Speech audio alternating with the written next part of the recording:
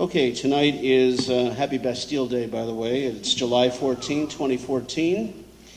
And we will start off with a committee of the whole meeting talking about finance and technology, followed by our regular board meeting at 7:30. And to start our meeting, I was wondering if Vicki, our new, and I should back up a little bit and say, the board this entire weekend, Friday evening until about 10 o'clock, on Saturday from 8 in the morning until approximately 3:30, the board was tied up in our annual board study session. And one of the things that we did is on Friday night, we elected a new board member to fill the vacant position of Terry Cameron. And Mr. Johnson, I'd like to congratulate you, as this is your first official meeting, so welcome to our board. Thank you. We also at the same time had to replace our secretary, as Terry Cameron also was our board secretary, and the board nominated and elected Vicki Lee as our new secretary. So congratulations, Vicki. Thank you. That being said, now Vicki, would you please take roll call? Dan Collins. Here. Dr. Paterno. Here. Scott Zimmerman. Dr. Borelli. Here. Vicki Lee is here. John Heidi. Here. Robert Johnson. Here. Great. So tonight we will start with the budget review. Becky has spent a considerable amount of time. We had some back and forth over the weekend with some clarifications and informations. And that will be followed by an updated proposal, if you will, by our new district director of technology. So why don't we start with finance, and Becky, please, floor is all yours. Oh, thank you. Well, we made our target of filling in the actuals shortly after closing the fiscal year of June 30th, and that's what this budget presentation represents. On your table tonight was a revised or a hard copy of what I sent you over the weekend for the cover memorandum with those two small corrections. And then a hard copy of the PowerPoint that I sent you this afternoon with the inclusion of that information that board member Heidi requested this morning that we insert. So we'll go from there.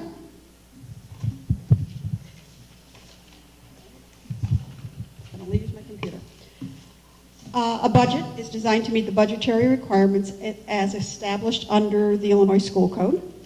So everything that we do is in alignment with the rules and regs of the Illinois State Board of Education.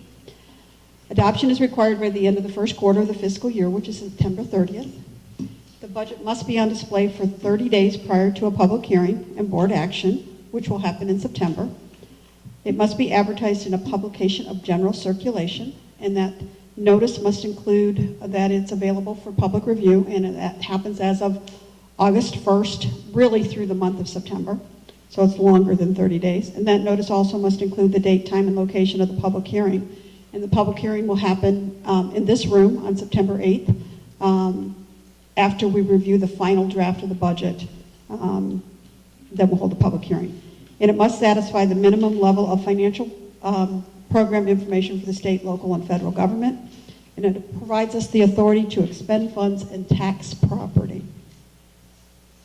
A budget should be clear, reliable, understandable, and once adopted, the annual budget is a plan to accomplish the educational and financial goals of the school board.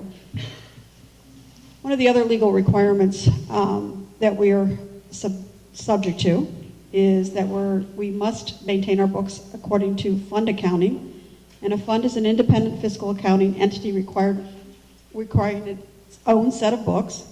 It's governed by statutes and regulations, and it must be accounted for so the identity of its resources and its obligations and its revenue and expenditures are continually maintained. This is the information that Mr. Heidi requested, a short comparison, and it's done on a operating fund basis. What you will see in the next couple of weeks, months, is a more detailed fund-by-fund comparison of where the changes occurred from the May 5th budget presentation to the July 14th operating fund. So as you can see, as in a total in the operating income, we added $270,098 and it becomes in various line items. And you'll notice that the largest increase is in the other local income, which is the one-to-one middle school revenue for the technology initiative. That will be discussed further following this budget presentation, and most likely an action item to occur during the regular board meeting. And if that goes as we anticipate, that line item will be changed prior to final budget adoption. What expenditures have changed? We've added $1,085,000 to the budget since the May 5th presentation, and the largest line item, as you can see again, is the $821,405 in supplies and materials, and that's basically the one-to-one initiative on the expenditure side. Modest increases to salaries, no change in the employee benefits. Purchase services have increased by $123,000, and that's all funds and capital projects. Capital outlay has increased by $132,000, and that's basically because of the capital projects funds that we've seen some additional expenditures that we will have to make. I will further delineate those in the next coming weeks for the Board of Education so that they see clearly why those increases have happened. What we still don't know at this time is the 2014 tax extension. We just finalized the 2013 tax extension in June, and we will not actually know what 50% of our revenue will be on an actual basis until June of 2015. It's a strange way to run a business, but that's what we do. Then state revenues and federal revenues as we get our final allocations from the State Board of Ed as to what those figures are, we will update those. And on the expenditure side, as we hire new staff to replace staff that's left the district and or fill the vacancies that we currently have for new staff as a result of enrollment changes, then we will adjust the budgets based on that. And you can't make a budget presentation and or a financial presentation without talking about the referendum commitment. The district was extremely lucky in 2007 to pass a rate increase, and basically it said barring any unforeseen financial circumstances, D64 would not return to the voters for at least 10 years for a tax rate increase. We revised that a year ago with the hopes that we can extend it to 2021. And certainly if you look at the last, since 2007, and look at the financial condition in the economy, we certainly have seen some unforeseen financial circumstances, but we as a district have been able to maintain a strong financial position as we move forward. And it's important to note that capital projects were not a consideration during the 2007 referendum or the strategic planning process, and we have spent several $1 million over the last several years, drawing down on our cash balances to do capital projects. And then the board was willing this spring to issue $8.6 million in bonds to fund capital projects for field this summer, field the following summer, and then the remaining funds over the next couple of years to fund some of our capital improvement projects district-wide. The change in the operating fund expenditure budget would be 4.6 if we did not have capital projects or the multiple entries that we have to make as a result of the bond sale. Operating fund revenues, when all the bond sales entries are not considered, is expected to decrease by $1.5 million or 2.1%. Reason, zero increase in corporate personal property replacement taxes, and that is truly driven by the economy. We'll talk about a little bit more about that in a few minutes. Other local revenue, it's a loss of revenue from the dissolution of LICA and MedSep. They distributed their final funds during the 2013-14 school year. And then because we've transferred our before and after school program to the Park District beyond the Bell, the revenues that supported those two programs have now been taken out of the budget. And then the reduction of state funding and the reduction of federal funding. And again, that will change prior to final budget adoption.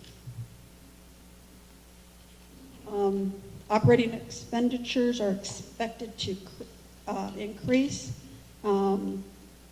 If you look at the reasons, salaries are going up on an operating fund basis of 4.9%, benefits are going up 4%, purchase services are increasing 3.6%, supplies are going up 26.6%, and as I said before, that's the one-to-one initiative. Capital outlay is decreasing by $81,000 in the operating funds, and other expense are decreasing by $28,000 or 1.5%. Becky? Yes. Just reviewing that one slide.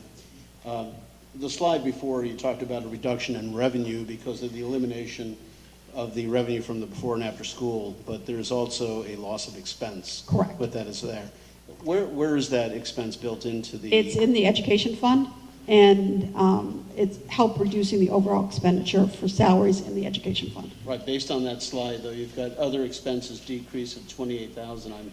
I'm sure the cost of that program was more than that. Oh, other expense is the tuitions for our private school students and some miscellaneous dues and fees. The expenses that go along with the before and after school are actually in the salary line item. Salary and the benefit line item. Okay. So that's taken off where we have the first line salary increase of 2.221 and change. That would have been higher had it not been for the offset. Correct. Of decrease of expenses. Correct. Okay. Vicky, can I ask you a question? So Sure. you were saying, go back, so you're saying in operating fund revenue, if I'm looking at this right, this yellow sheet is going down 15.6. I've adjusted, it says that I've adjusted that for those double entries in the, Oh, so this one's adjusted right, for. yeah. Okay. That is adjusted up there. So that's what brings it down. from Correct. 15.6 before, so- Correct. Okay. Yeah, the bond, it's amazing the number of entries that you had to make to record the bond sale. We recorded revenue in the working cash fund, the operation and maintenance fund, the debt service fund, and the capital projects fund. Well, would that have affected expenditures, with the expenditure number? No. But because the expenditure number, I'm sure is. Oh, the transfer, it would have affected the transfers line item. Okay. So if you're looking at that yellow sheet Yeah. and you're looking at the line item that says transfers, you'll see that Is it, the last number, yeah? correct, you'll see the reduction there. So Becky, the bond sale, when it occurred, was a revenue to the working cash fund, an expenditure to the working cash fund, and a revenue to the capital projects fund, correct? The way the trail goes is it was first deposited because they were working cash bonds in the working cash fund. So there was a revenue in the working cash fund. Right. There's an expenditure or a transfer of those funds to the operation and maintenance fund. So it's recorded as a revenue, and then it's transferred from the operation and maintenance fund to the capital projects fund. And so, of course, you remove those when you do comparisons because there's no point comparing essentially offsetting transactions to Correct. each other. Yeah. Correct. So if you look at our statement of position for 2014-15, and it looks at our fiscal year end balances for June 30th, it adds tentative revenues, it subtracts tentative budgeted expenditures, and it gives you an excess or deficiency of revenues over expenditures, and then it shows you your estimated ending cash balance on June 30th, 2015. So we ended our fiscal year on an operating fund basis prior to capital projects, and I'll explain why I separate those two numbers out, of $47,850,576, and we expect to end the fiscal year of June 30th, 2015 at $49,523,241, or it's an increase of $1,672,665. Now, you might ask why I back out capital projects for that line item, because I'm not sure everybody agrees with me. It's that we will continue to deficit spend in the capital projects fund for the next several years, because the only revenue source for that fund, with the closure of the bond sale and the receipt of the bond proceeds, is interest income, which is a small amount of money. And we will continue to spend large sums of money to finish our capital projects that have been planned, not only for the summer of 2014, but the summer of 2015. But on a bottom line basis for operating funds, because the capital projects truly are a part of that, we ended our fiscal year with $56.9 million, almost $57 million, and we expect to have $52.8 million at the end of the fiscal year when you consider the capital projects fund. Still a very positive position for District 64 to be in light of the economy. This graph just shows you that we are a district that is highly reliant on property taxes, 85%. Other local revenues such as registration fees and lunch fees and the TIF revenue basically account for 5%. And other state income, which is the revenue we receive for the state for transportation reimbursement, and then our offsetting revenues for our special education programs. When we talk about property taxes, it's important to understand that we are subject to the property tax extension limitation law, or PTEL as we refer to it, or tax caps as we refer to it. And that's basically the lesser of 5% or the previous December's CPI. So if you look at the chart that follows, you'll see that the CPI that was issued in December of 2013 will be used for the 2014 levy extension, which will affect the 2014-15 budget and the 2015-16 budget year, so that it crosses 2 fiscal years. The 2013 levy that was just finalized by Cook County, and I think most of you have received your tax bills,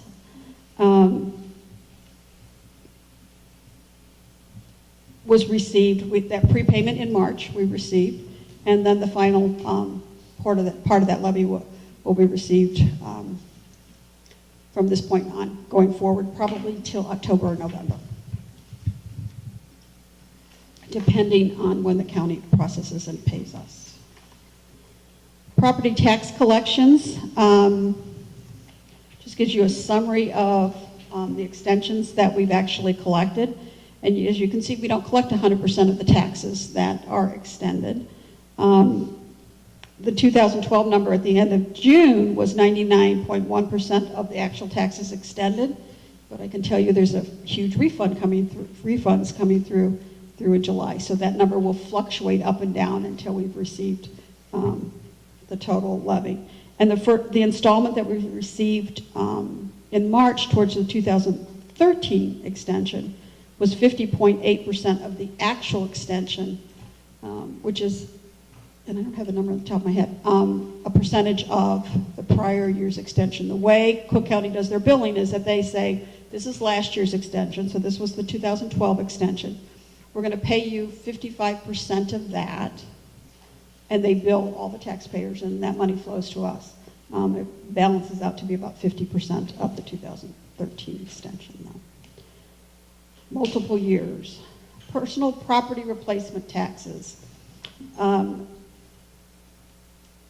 1979, the Illinois Constitution directed the legislature to abolish personal property taxes on corporation partnerships and other businesses.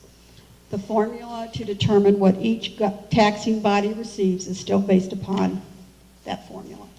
The Daily Herald that I receive, I don't think it's published in this area, had a nice editorial about how the state hasn't modified that formula, and probably the reason that it hasn't been modified since 1979 is if it is, Cook County probably would lose a tremendous amount of money. So, and it's economy driven, so as you can see, the last couple of years have fluctuated up and down. General state aid, we filed a claim mid-June, and we will find out somewhere at the beginning of August what our extension will be. So this is one budget line item that will be adjusted prior to final adoption. They have, I couldn't find anything on ISB's website as to what they think the proration will be this year.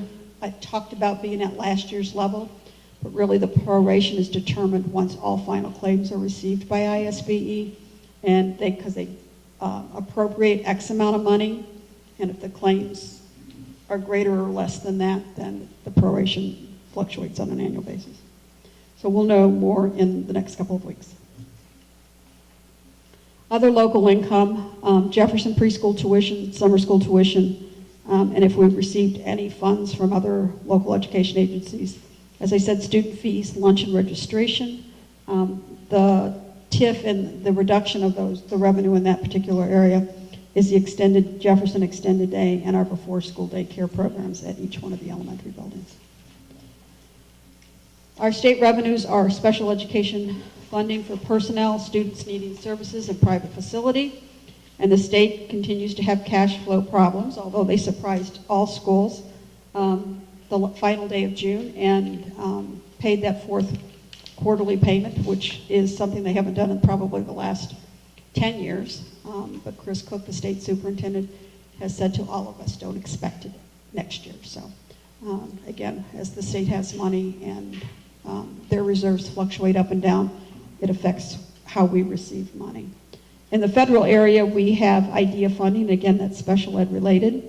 We have Title II funding, which is teacher quality and helps support our professional development programs, and a small amount of money for special milk. We are a district that is not unique. On the expenditure side, 64% of our budget goes to salaries and 13% goes to benefits on an operating fund basis. If you remove capital outlay and salaries, salaries and benefits account for 83.1% of the operating fund budget. I've heard Dr. Borelli say on more than one occasion he thinks that's too high. I would just say that my experience would be that for salaries and benefits, it fluctuates between 80 and 88%, 87% in districts, and it truly is district driven based upon their unique needs for salary and what their contractual obligations are for benefits. So we're somewhere on an average from my perspective, but it's more important what board members think that is and how we can affect that over the next couple of years. 9% is out of the purchase service area, and 5% for supplies and materials, and very small amount of money for the other expenditures.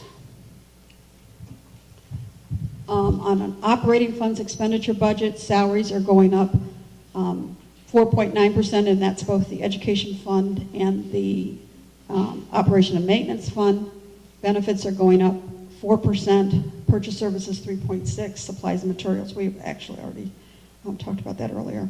But on an operating fund, which includes capital projects fund, it looks like our budget's going down 15.6%, which we know is not the case because you can see that transfer out line item truly distorts the information. The expenditure fund budget, salaries are going up 4.9%. Employee benefits, 4.1%.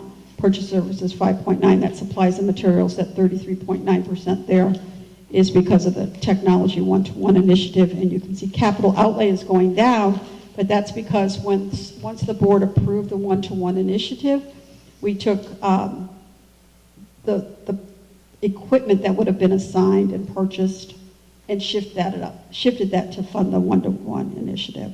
And that other line item, that $1,875,800, is basically our tuitions for our private school placement students. Tuition for what? Funding for our private, our special needs students who are placed outside the district. Becky, I think I may have just figured out the answer to one of my questions, but let me ask you and see whether Sure. I understand it right. If I understood what you just said, the technology that we used to purchase in previous years was capital outlay. Correct. Are the Chromebooks that we are purchasing this year supplies and materials? Correct. Okay. Why are they classified differently, the value of the device? Value of the device. Okay. How much does something have to cost before it can be capital outlay? Our threshold is $1,500. Okay, so if we buy a desktop computer or a very expensive laptop, perhaps it qualifies. But if we buy a $300 Chromebook, it does not? Correct. Okay. Last year, if you'll recall, we spent a lot on the smart boards. Thank you very much. That's why my tech person is sitting right next to me. Teacher salaries are the biggest component of our education fund salary budget. Their base salaries account for 75.1% of the education fund salary line item and 58.5% of the total education fund budget. Teacher salaries are calculated simply by placing them on their current lane and step and then moving them one step forward. We ended the fiscal year with a teacher FTE of 393.71, and this will be adjusted in September once we make our final hires. There's this slide has not changed. It basically runs down the various components of how we got from last year's budget to the teacher salary line item budget of 2014-15. And we anticipate ending the fiscal year of 396.81 next year. And that will be adjusted based upon our enrollment fluctuations, which we're just starting to get a handle on with the rollover of our Power School program.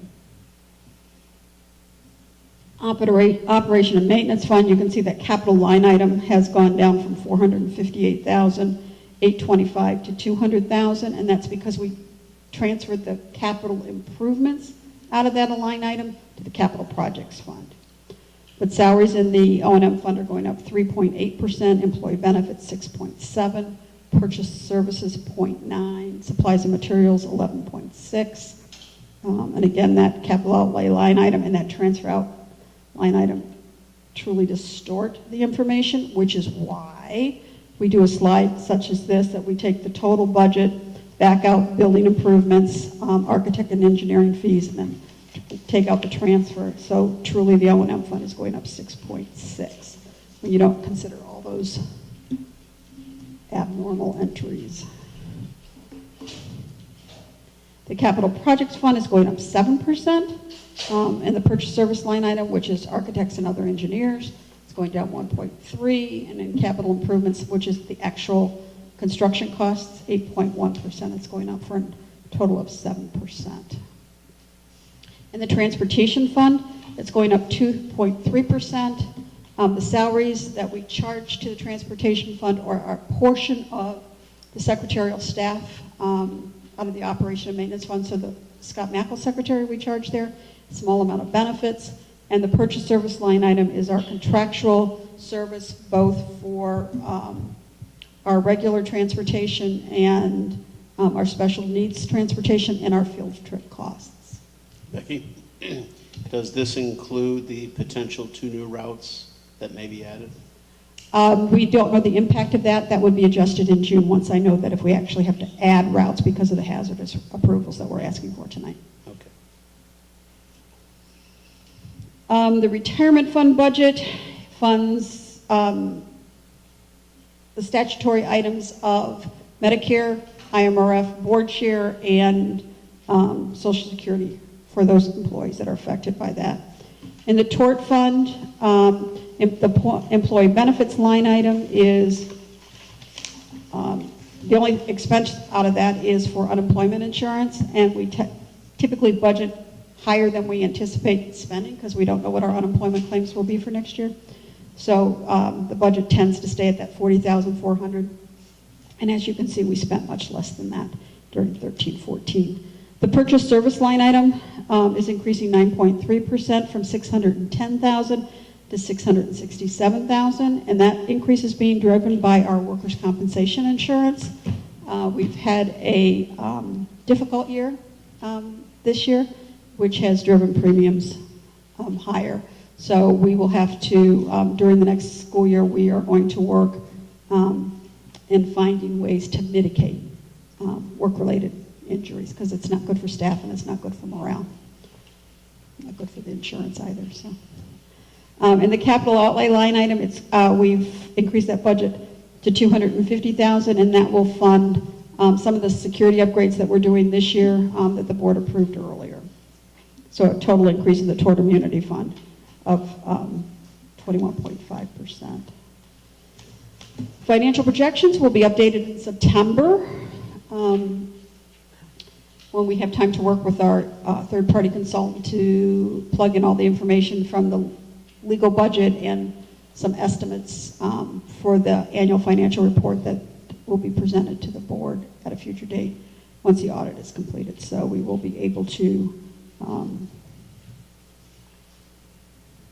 truly see the impact of a budget of this magnitude and how the decisions that are being made now will affect us going on into the future.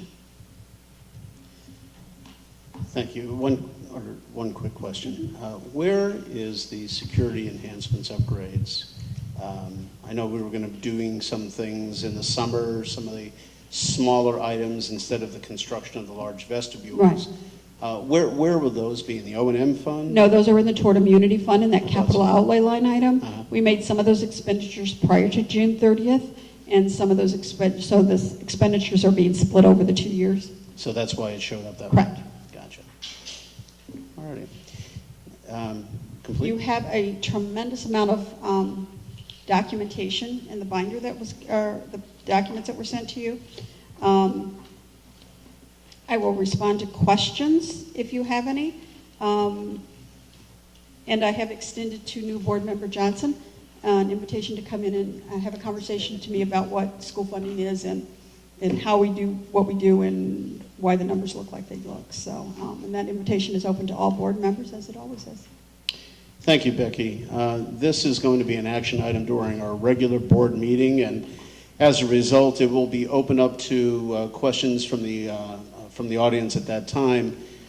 This is our committee of the whole meeting, so I'm going to limit the questions to board members at this time. If anybody has any questions to Becky regarding the just described budget. So Becky, thanks for some of the information you gave me already. If we have some questions about this sort of detail, do you want us to ask those now, or? You can ask them now, and if I don't know the answers, I will respond to the entire board at a later date, or you can email me your questions, and I will still respond to the entire board. I noticed in one part here there was a category, BS/lunch supervision fee, and there was nothing plugged in for the 2014-15 budget.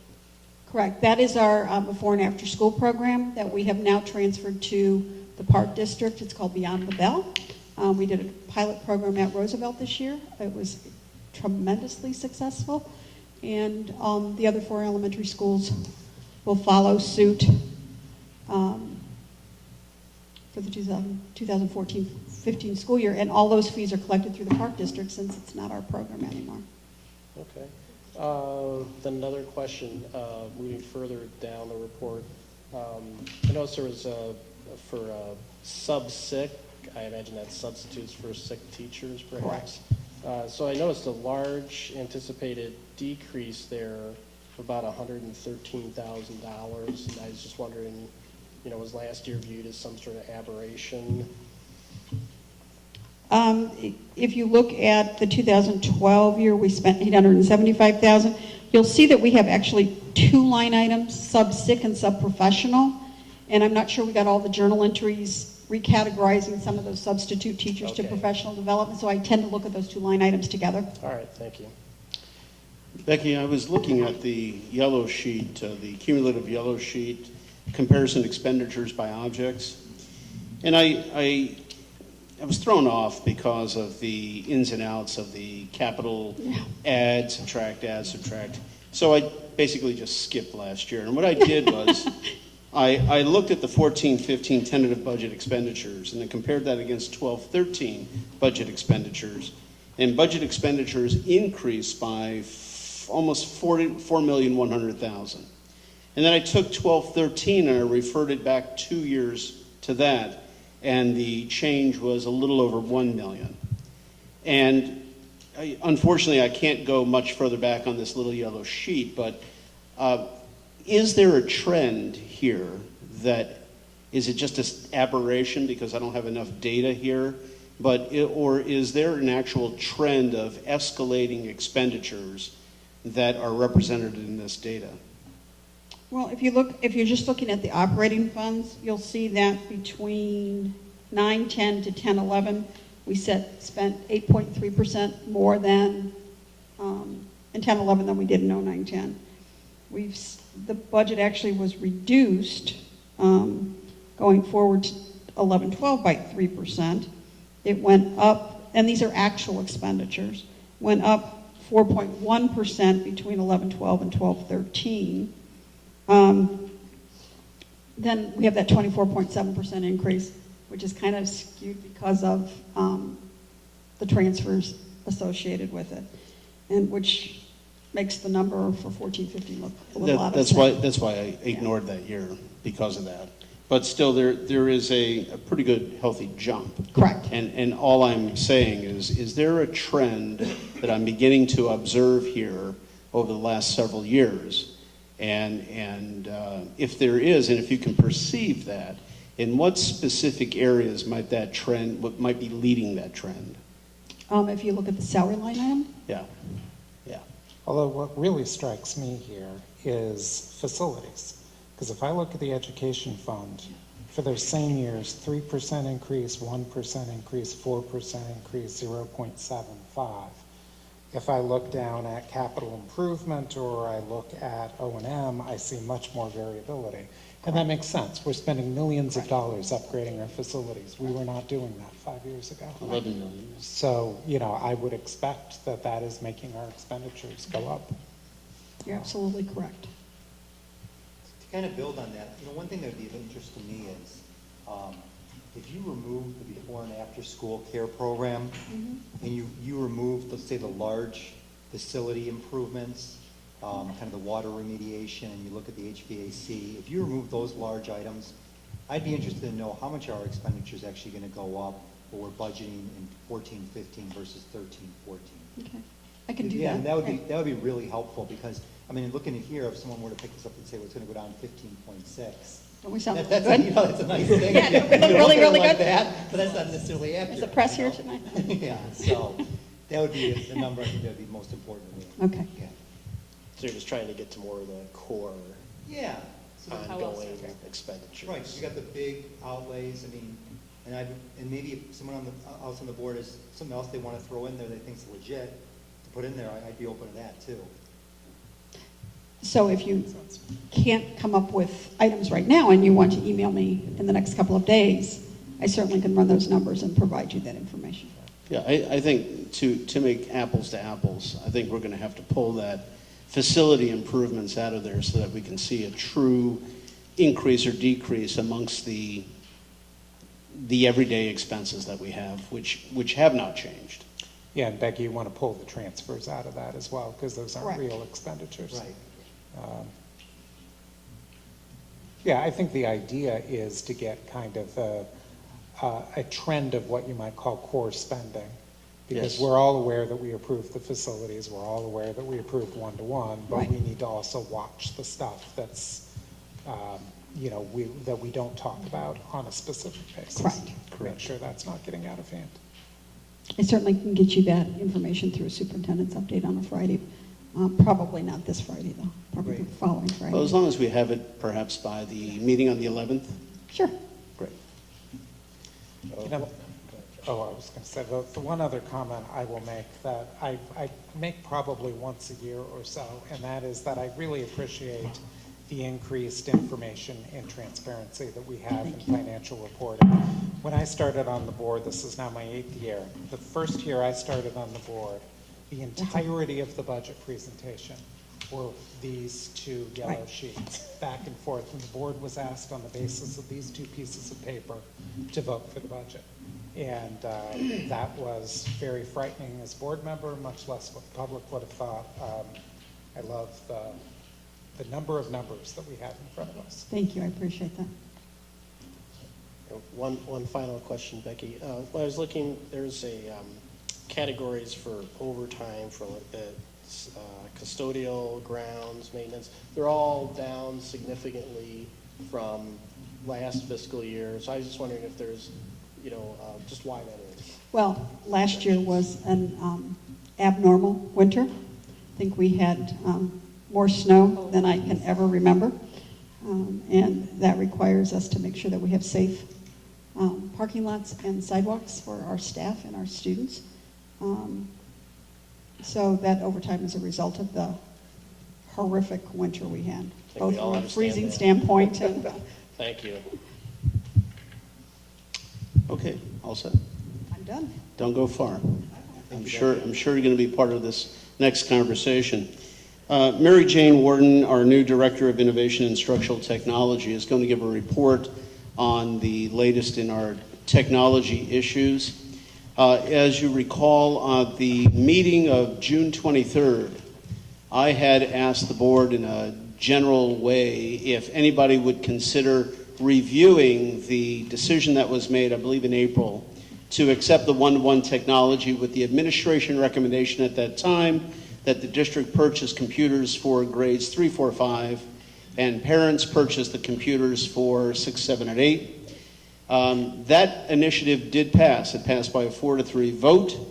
The against votes, mine included, one of the reasons was I felt that there was the addition of the fee of the computer on top of student fees was going to make a burden to some folks. And I, on the 23rd, trying to facilitate this discussion, tried to ask the board to just review and further discuss this. The administration did take that comment, and they went back and they worked some numbers, and I believe tonight we have a new recommendation that I'm glad to hear of. The most important thing coming out of this is that this board has agreed that the one-to-one initiative is a valuable initiative that ultimately will enhance the education abilities of our students. It'll serve as a fantastic aid and tool to expand the classroom activities. Of course, there's always the devil in the details. How do you pay for this? Do they go home? Do they not go home? And if they break, what happens when they break? So there's a lot of questions to be asked and answered. And compounding this whole thing is that we've had a change in leadership, a change in administration, a change in thought process. And there was quite a bit, even though there was a lot of work done prior to the change in leadership, there's still a lot more to be done. So welcome to our group starting on July 1. And here we are 14 days into it, so I'll leave it up to you, and I'd be interested to hear of your recommendation. Well, thank you, and I do thank the board for this opportunity tonight to bring forth a refinement, if you will, to the one-to-one initiative plan. And I do again want to commend the Board Advanced Technology Committee and my predecessor for laying out this great groundwork. And as we head into year one of this one-to-one initiative, there are just some things that I think, some dials to be turned before we really launch into this whole entire brand new horizon for District 64. So as my report had outlined, as you have read in the board packet, these Chromebook devices are going to be an integral and vital part in creating what I'm going to coin as our learning ecosystem. So they're one component of an entire system that we are embarking on in this 2014-2015 school year. So in our first year of this implementation, I believe it's going to be imperative for the district to be able to set appropriate controls in order to establish classroom and cultural expectations. There's going to be a shift. There's going to be a movement. We have to live that movement in order to see where to go from there. We can all theorize this stuff in our heads, but until it's really in front of us and we're really living through it, is where we really can tease out the innovation and really bring forth the kind of learning ecosystem that we're shooting for here in our 21st century learning plan.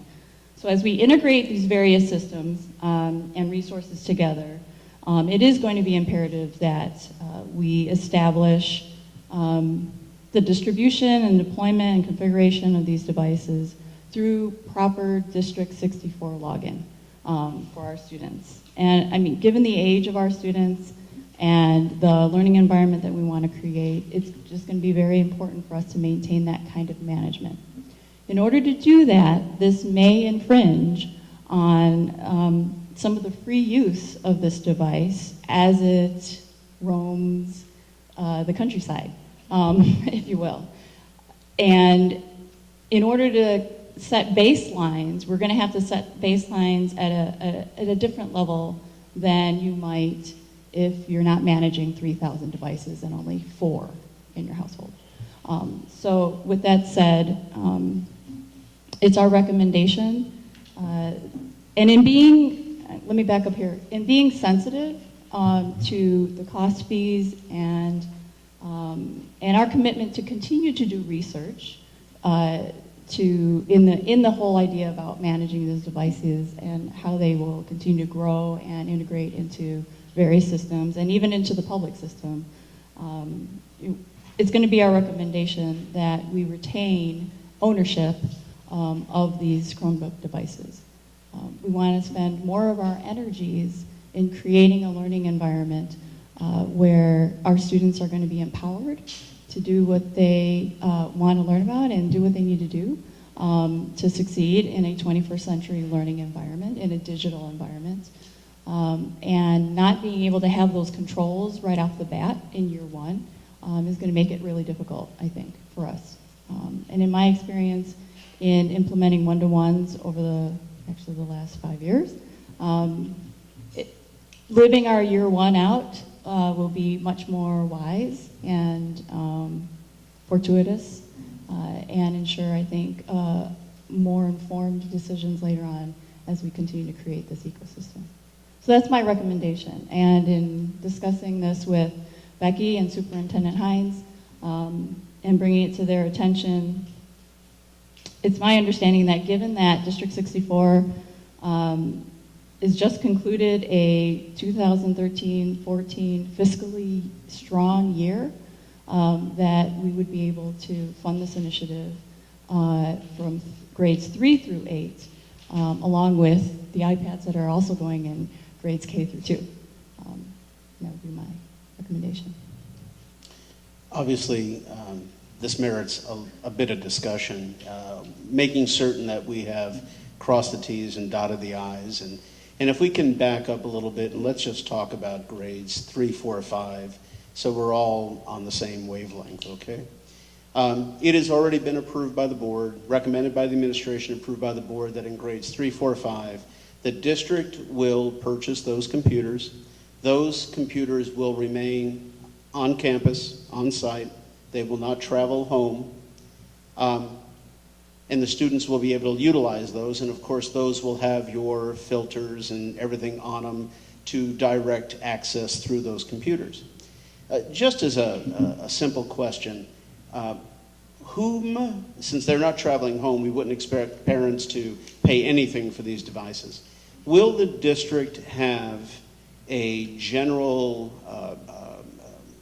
policy, insurance policy on those products should they drop it at school or be damaged or anything? How do we deal with those kinds of things?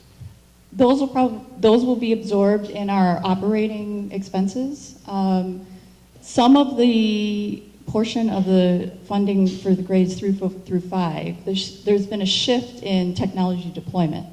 So instead of refreshing, which are on a schedule, refreshing certain computers in the classroom, shifting some of those expenses to the 3 to 5 grade so that we can have a 1-to-1 ratio in those grade levels was done. So part of that is absorbed already and thought and considered in the future operating expenses.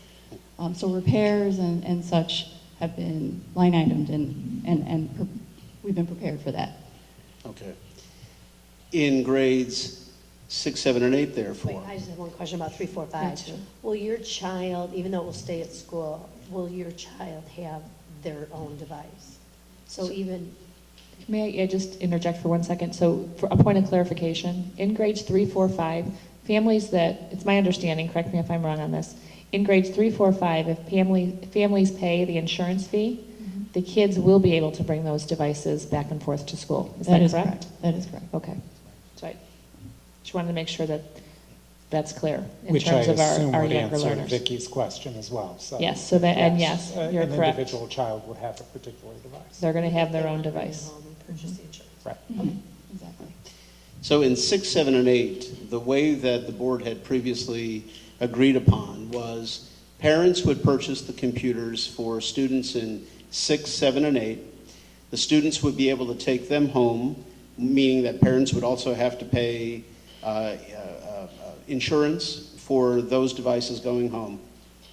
Now we're recommending that those devices are bought and paid for by the district. The district will retain ownership, so parents no longer will have the cost of the computer. If the computers must travel to and from home, the parents at that point will, just like in grades 3, 4, 5, be expected to pay for the insurance policy. And as the district maintains ownership of the devices, and for the most part devices remain on campus, in district, the filters that the district must put on these will be retained. That is correct. Okay. Of course, the main elephant in the room is, how do we pay for this? So we, from looking at the budget and the revised forms that Becky had given out to us, it appears that from a projected budget surplus, we're going to take some of those funds to pay for these devices. As John so eloquently pointed out to me in a private conversation about a week ago, essentially, though, that this still draws down from our fund balance, and to the tune of about $480,000. And it's a one-time shot, we realize that, because these devices will be slowly, there's a much smaller amount allocated on a yearly basis to provide replacements for breakage, for new classes, and kind of phase them out as they kind of go through the system. But there still is a deficit to the operating fund of approximately $480,000. And the only concern I have is there a way over the next 1 to 2 to 3 to 4 to 5 years on a yearly basis mitigate this expense? Is there any room to, any expenses that we have now, are any of those expenses going to go away, which now will be able to refund our operating fund balance? I would like to think that on an annual basis, we examine all expense line items and only budget for those items that we anticipate that we need. Now, for those of you who've been here the 5 years that I've been here, I talk almost on an annual basis about how conservative I am in my revenues when I budget, and how I may be a little bit more liberal on the expense side. And that typically at the end of the fiscal year, we end the fiscal year at a much more positive note than any of our projections would demonstrate. And that was included in the written memorandum that we ended our June 30th fiscal year a little over $3 million greater than we had thought the prior year. And that's without the capital projects funds or the bond sales or those issues. So I do think that the budgeted surplus on that graph showed without the capital projects fund, we would be, say, a $1.7 million surplus at the end of the fiscal year. I would anticipate that number to be greater than that. So even though if the board approves the recommendation during the regular board meeting to fund the 6 through 8 one-to-one initiative, and we on paper show that we're going to reduce that 1.7 to 1.2, just rounding numbers, that we will still end the fiscal year in a much more positive position than is being projected right now, and therefore increasing our fund balance as we go forward. But I do think on an annual basis, whoever you should replace me with next year, that they should annually critically do a critical review on an annual basis of how we spend our money and make those modifications and in essence do exactly what you've asked, pay ourselves back over the next couple of years. We end the year in a positive fiscal balance because of what I believe good accounting practices and good leadership and stewardship of the district. You build in those buffers so that at the end there is that cushion. So we arguably should have that positive balance fund at the end if things are done appropriately without wantful spending. And that's a testimony to your reasonableness in building the budget and the district being run in good financial practice. However, the budget is anticipated to go into the capital. And you just mentioned where we are and going above that delta is what I'm looking at to replenish the approximately $485,000 computer expense. What is the potential for making that delta increase that amount? That's a tough question, but Yeah, it's I almost think like finding savings where you haven't budgeted for, you've already budgeted for X amount of savings, and I'm asking, is there a capacity to somehow squeeze a little bit more every year so that this 480,000 can be recouped in some way? It's an awful lot of money, and what this amounts to, certainly it's not going to drop the referendum issue from 2021 to 2019, but it certainly makes it a little tighter. There's no question about it. I think you'd have to look at our history. In 2007, when the referendum was passed and they had this commitment to the community that they wouldn't return for 10 years, the assumption at that point is that for the first 5 years, John, correct me if I'm wrong, for the first 5 years we would continue to have a surplus of revenues, and somewhere about the 5-year point we would start deficit spending because our expenditures would be higher than our anticipated revenues, and that we would, so that we haven't hit deficit spending yet. Correct. So I think you have to look at our history to know that we have a strong administrative team who only spends the dollars that are necessary to operate a program, educational program on an annual basis. To believe that as we go forward, we will continue that practice. I fully expect it to be. I would too. Yes. So And I will check every year. I guess I have a question, and maybe Mary Jane, this is more appropriate for you. I don't know. If you look at District 207, which is a little bit into their Chromebook implementation, and they've, estimated savings from, reduction in printed materials. Do you foresee that in this sort of K-8 range that we could have that same sort of expectation, or is it too early to know that at this time? I think it is too early to know at this time, although that is a commitment to examine that each year as we continue to roll this out.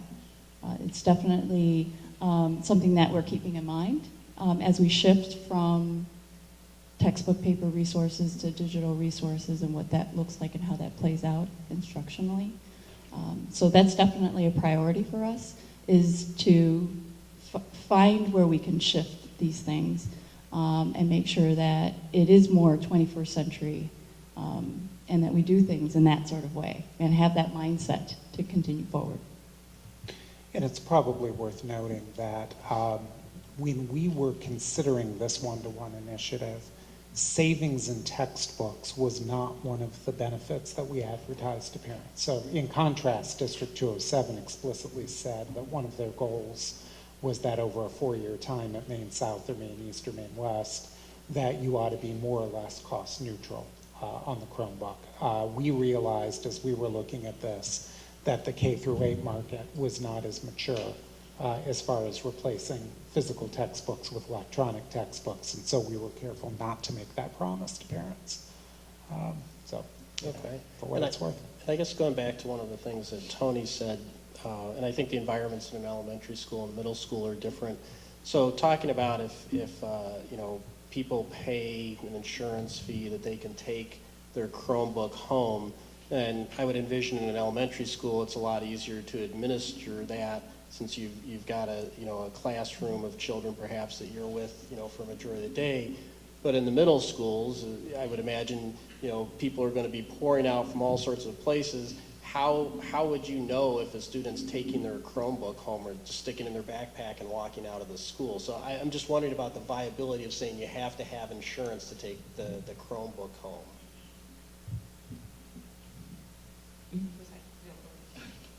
Well, I think what we're sort of forecasting is that if you take your Chromebook home without insurance, your liability looks different than if you take your Chromebook home with insurance, right? So we'll be having conversations with the kids whose families choose to buy insurance, and I'm sure their families will be having conversations with them too about what the expectation is around where their Chromebook is. I think some of that transfers to some level of student responsibility, right? And what families are taking on. I would expect that, and maybe I'm overestimating the maturity of our middle school students here, but I would anticipate that we could set a different set of guidelines with our middle school kids than with some of our younger elementary school kids. Maybe I'm being too optimistic. Yeah, I don't know. Yeah, I'm just envisioning that Johnny brings it back, he broke it at home, he brings it back to school, and then when everybody goes to power up, says, oh, it's not working, and then, how do you know that he took it home? And there are many things like that we've started to talk about as a team, and I suspect we'll be doing a lot of action research this year around those topics, and at some point we might say that the optional insurance policy for our middle school kids is too challenging, creates too much liability for families and for the district. At this point, I think our best guess is to move forward with the same model that's at the elementary school. If we were to strongly suggest insurance at the junior high level, since we are probably going to vote for this huge savings to the district, what would that cost? Because to me, it might be worth it to say, hey, we're going to purchase the Chromebooks, but we would like you to buy the insurance at the junior high level for those reasons. And, instead of paying $350, we're asking for $30. It's $30. It is $30. Yeah. So I would like to have that $25 conversation later deductible. tonight. So it's a $25 deductible with a $30 annual fee. Yeah, I mean, it does strike me, because to review what's on the table here, right now we have a situation where we are asking parents to pay the entire cost of a Chromebook for, when their child enters middle school.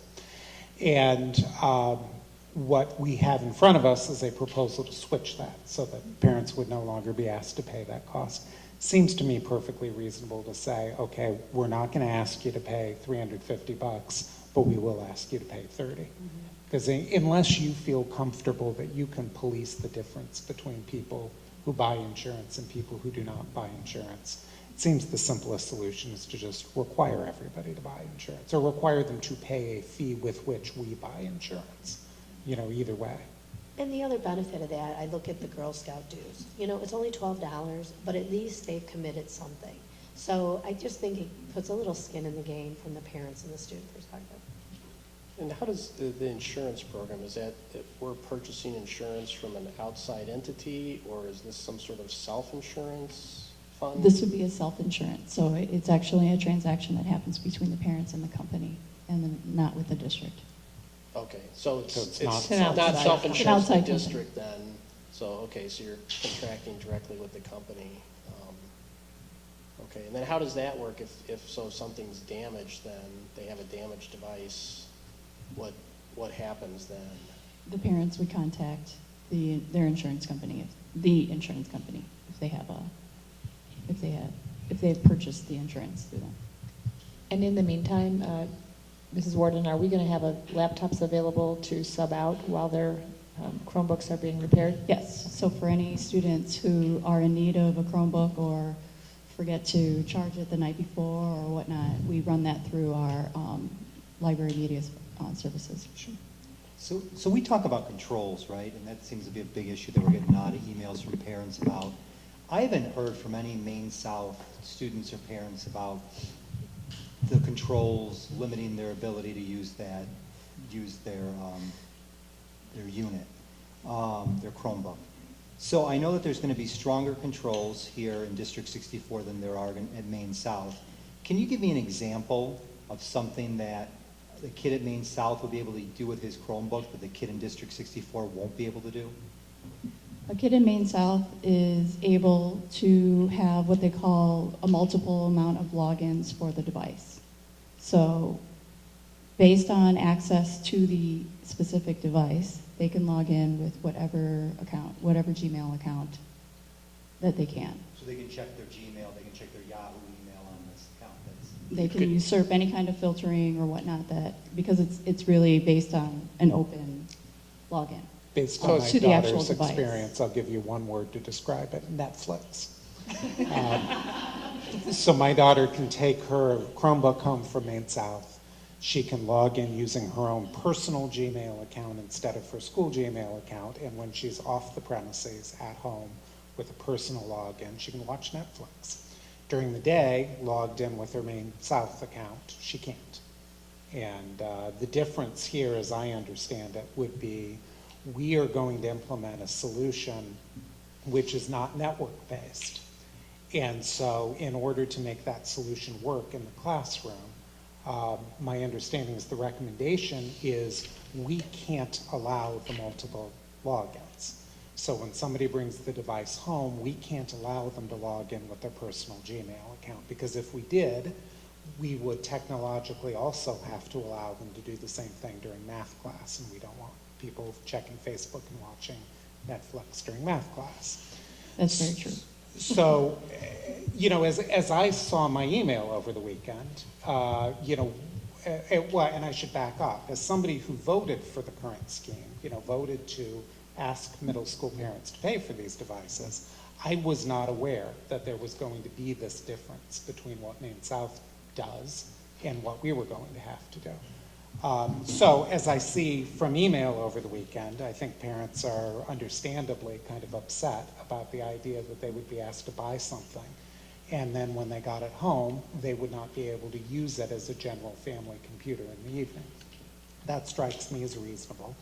And to me, that's the most compelling reason to switch from a model where we are asking parents to pay for these devices to a model where the district picks up the entire tab. You know, I had thought it was a fair division of the burden for this to ask the taxpayers essentially to pay for the grades 3 through 5 machines and ask parents to pay for the grade 6 through 8 machines. But I can't really hold that position if then parents aren't going to be able to do what they want to with the device when they get home. So to me, that's the reason, you know, to kind of revisit something we had done in the spring. And I hate to revisit decisions, you know, after we've already made them and rolled them out, but that's new information. New leadership team has uncovered that.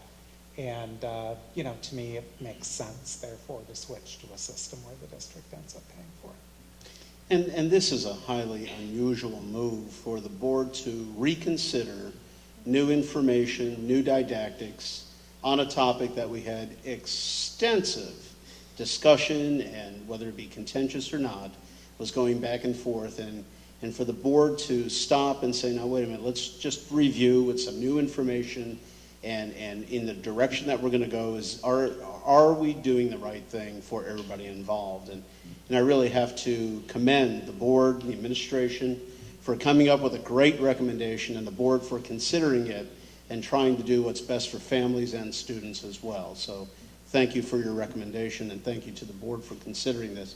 Of course, we haven't voted on anything yet. This is just a cow. But I do want to thank everybody for their consideration for this, because this is a highly, highly unusual event where normally it's signed, sealed, it's done, let's move on. And to stop and say, no, wait a minute, are we doing the right thing is a wonderful attribute. So thank you. And the district does appreciate your openness and reconsideration of this. Now, we will be going into our regular meeting, but we're going to take about a 5-minute break before we do that. Prior to that, let me just ask, is there any other comments or questions from the board for any of the topics that we've discussed? And if not, why don't we take a recess, and we'll return in approximately 6 minutes. We will resume our regular meeting, and as is standard protocol, prior to any regular meeting, we always have a public comment session, and there will be ample opportunity for public comments at each individual action item. However, if anybody would like to come up and speak at the podium on an item that is not listed on the agenda, please come forward. And not seeing anybody, we'll move along. I had a board member request that we do a little shift, and the first thing I'd like to do is bring the approval of the updated recommendation on the one-to-one initiative to the forefront ahead of the tentative budget. So if we can discuss that first. Well, and just to take the mystery out of it, I suggested switching the order, and the reason I did that was that if we do approve the recommendation on the one-to-one change for the middle schools, that will affect the budget. And I'd rather have Becky make the change to the budget before she posts it, rather than post a budget that's already outdated. So that was the thing. So we have gone through the COW, and we had an official administration update. And I was wondering, MJ, if you could give an executive summary on the changes that we will undergo now with the new recommendation.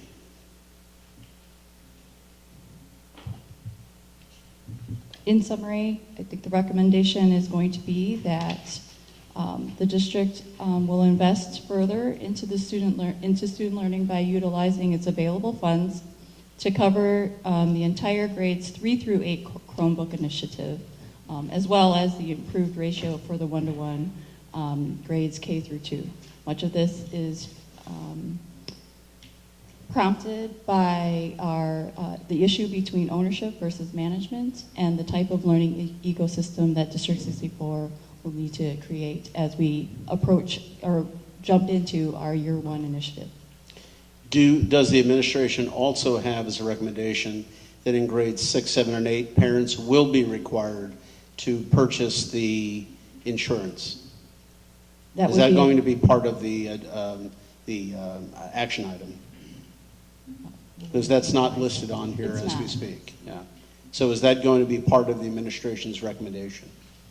Can we change that accent? Yes, we Oh, can yeah, change it. Absolutely. Okay, so I think after some of our discussion as an administrative team this morning, we would recommend that grades 6 through 8. 6, 7, and 8, therefore purchased, each individual unit will be insured by the parents. Okay, just one question about that insurance. Is there a limit to the number of claims? Let's say my daughter dropped it the first week of school, gets a new computer, 3 months into it, and drops it again. I mean, is it going to be covered? Is it not going to be covered? Do we know the number of instances or occurrences, or like an auto insurance, if I keep banging into my garage door, eventually they're going to raise my premiums? There's a $25 deductible every time that there's an incident, so that the parents would be required to continue to pay that deductible. But they're not going to drop? No. All right, so there's no limitation. And that would clue us into more of a student learning situation where we would like for our students to learn self-responsibility and understand how to care for resources and tools that lead to their learning. So. Sounds like an opportunity for tough love. One final question on this. One of the parents came up to me and actually presented a very good concept.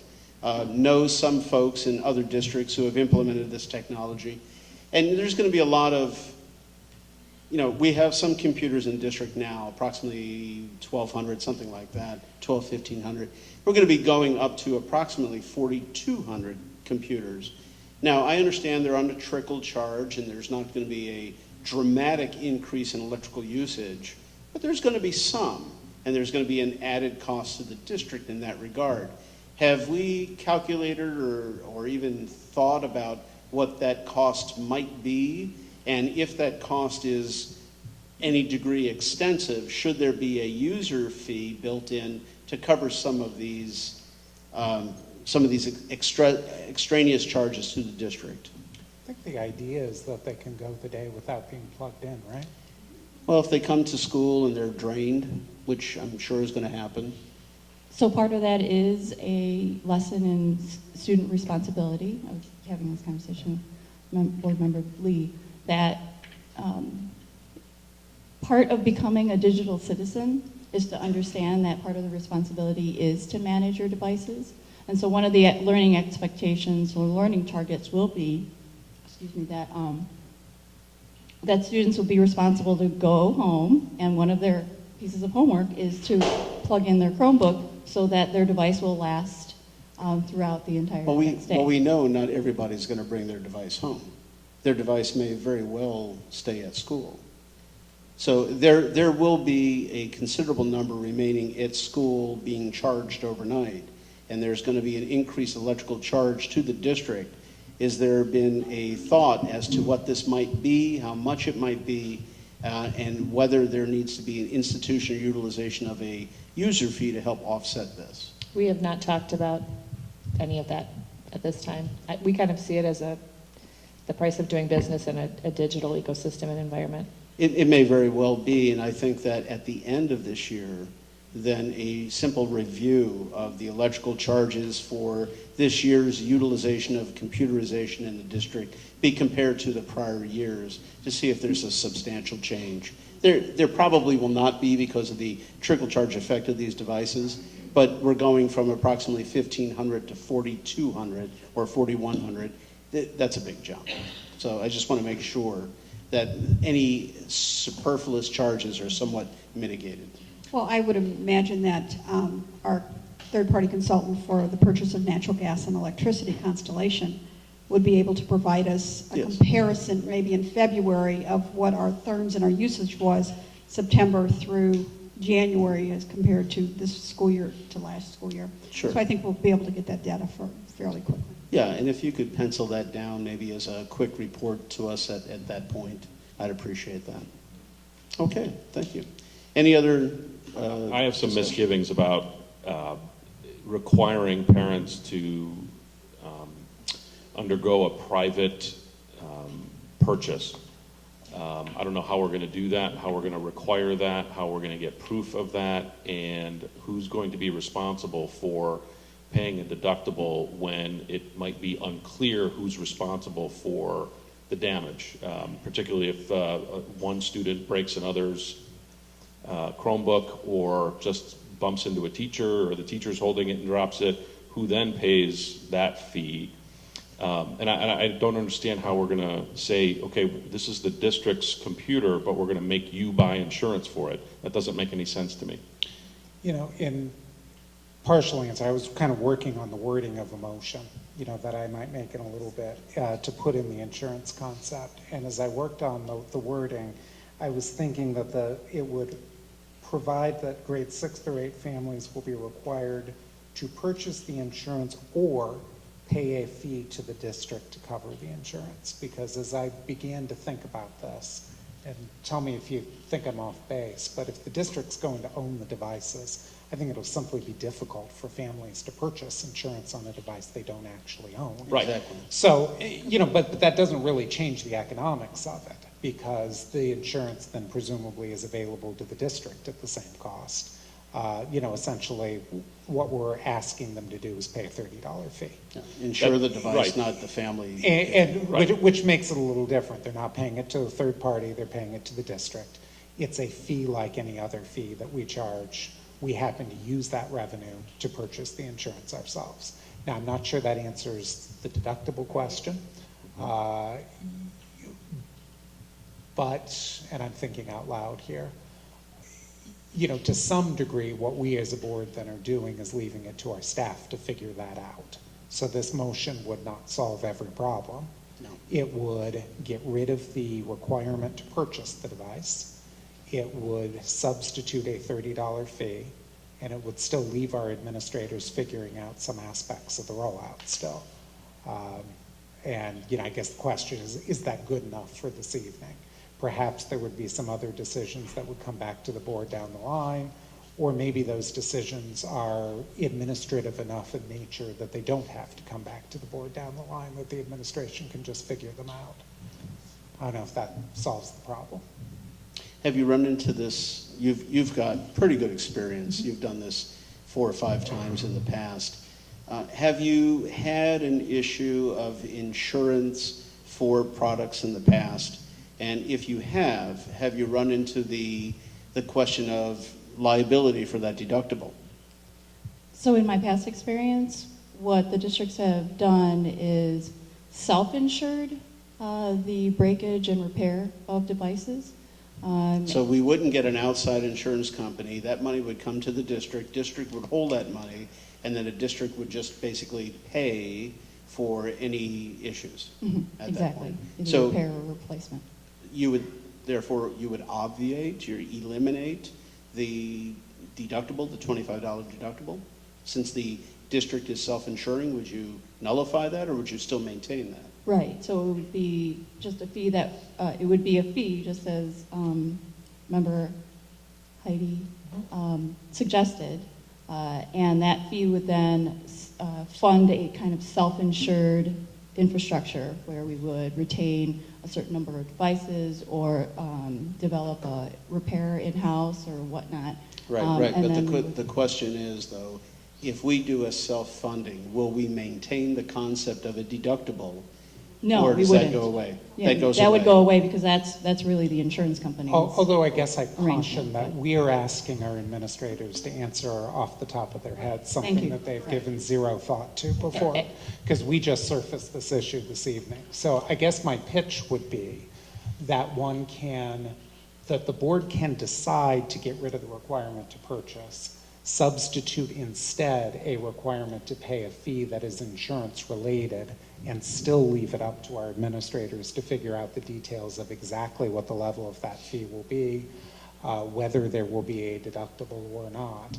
And I'm not sure we need to mandate that as a board this evening, and because of that, I'm not sure they need to know the answer on the spot. I was going to say that, MJ Warden and her team, for the 10 days she's been with us, have been working very hard to really take a look at the work of the BACT and her predecessor, and we're making changes, as this meeting is evidence of, as we dive in as a new team. So I'm confident, based on what I've seen this team already do, that they'll figure out exactly how we need to proceed in the most logical way possible with insurance for these devices. Yeah, and as I said before, this is a very unique situation, and do appreciate everybody kind of thinking on the fly as we kind of go through this. And the one thing I think that we're kind of thinking about is, and Dathan, thank you for that point, that if it turns out to be a fee, if the motion turns out to be a fee to the district, I think that the district can probably find over the next 6 weeks some information to help formulate the decision whether we do the self-funding, self-insurance funding, or whether we utilize the outside vendor. As long as it's in place before the start of school, we should be fine. Either way. Okay. And Mary Jane, was there some mention in the materials that we have some sort of arrangement with Maine South for repairing the Chromebooks? We do have an arrangement with Maine South, as they have been several years into this Chromebook initiative, and they have high school students on staff who do repairs, and who have done repairs for us, actually, in the recent past. So we do have an arrangement that we can fall on.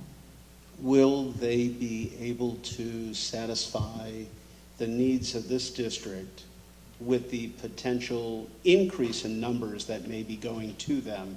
If there was, let's say, 2% or 5% of damaged Chromebooks existent, and I don't know what it is, but let's say now that we're going to such a vast number, and if you take 10%, that arguably be 410.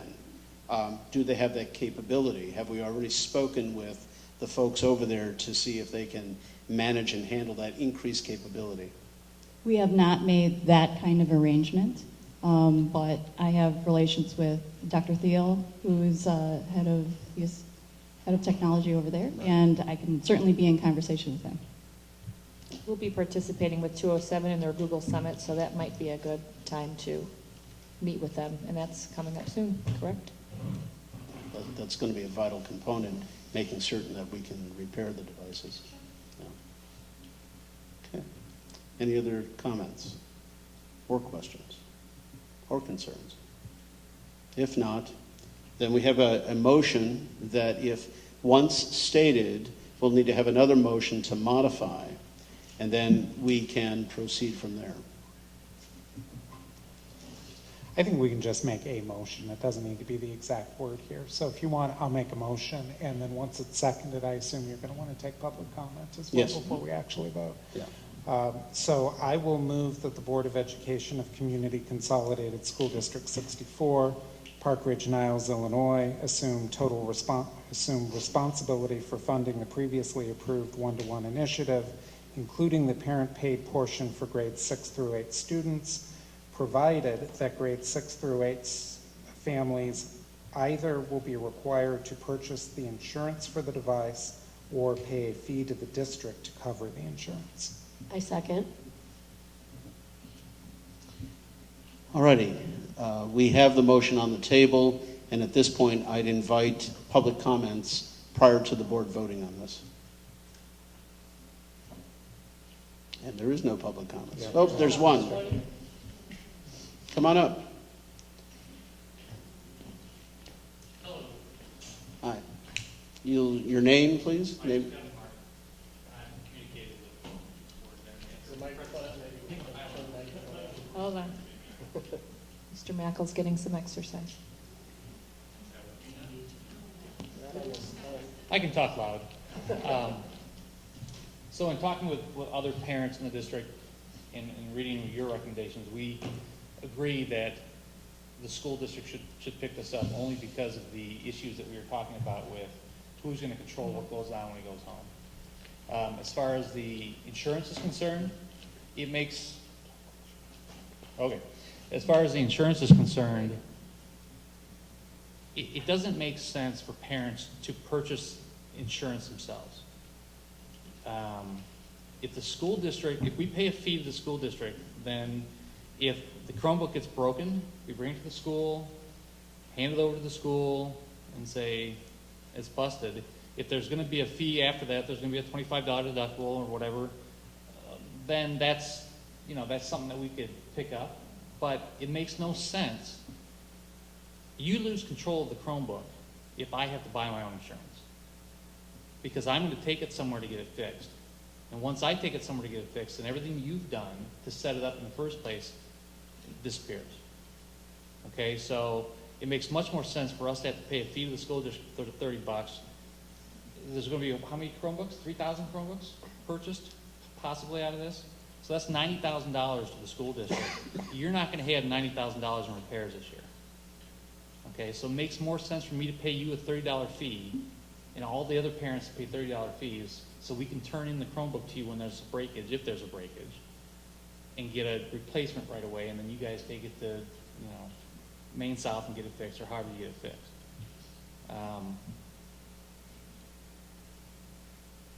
This was never, when this all started, I went out and bought Chromebooks for my kids. And I don't know that that was the right way to go in the school district. There are limitations to the Chromebooks, as are the limitations to iPads and anything else you buy. But you have to do something, and with technology being what it is today, the kids are familiar with it, they interact with it, and so, it's good that they're going to have this one-to-one initiative. But if you're going to control it, then you need to pay for it. Okay? And the fees need to come to the school. I think actually putting 90 grand into the, District 64's pockets, even if you end up spending 10 grand to fix Chromebooks over the year, that's $80,000 in other expenses that you can use for, next year's upgrades or network upgrades or whatever. So that mitigates some of the cost of you having to purchase those anyway. The $450,000 you're talking about, well, there's 80 grand of it back. And if you do that every year, that chunk of money gets eaten up. So that's all I have to say. All right. Thank you. Anybody else? Sure, come on.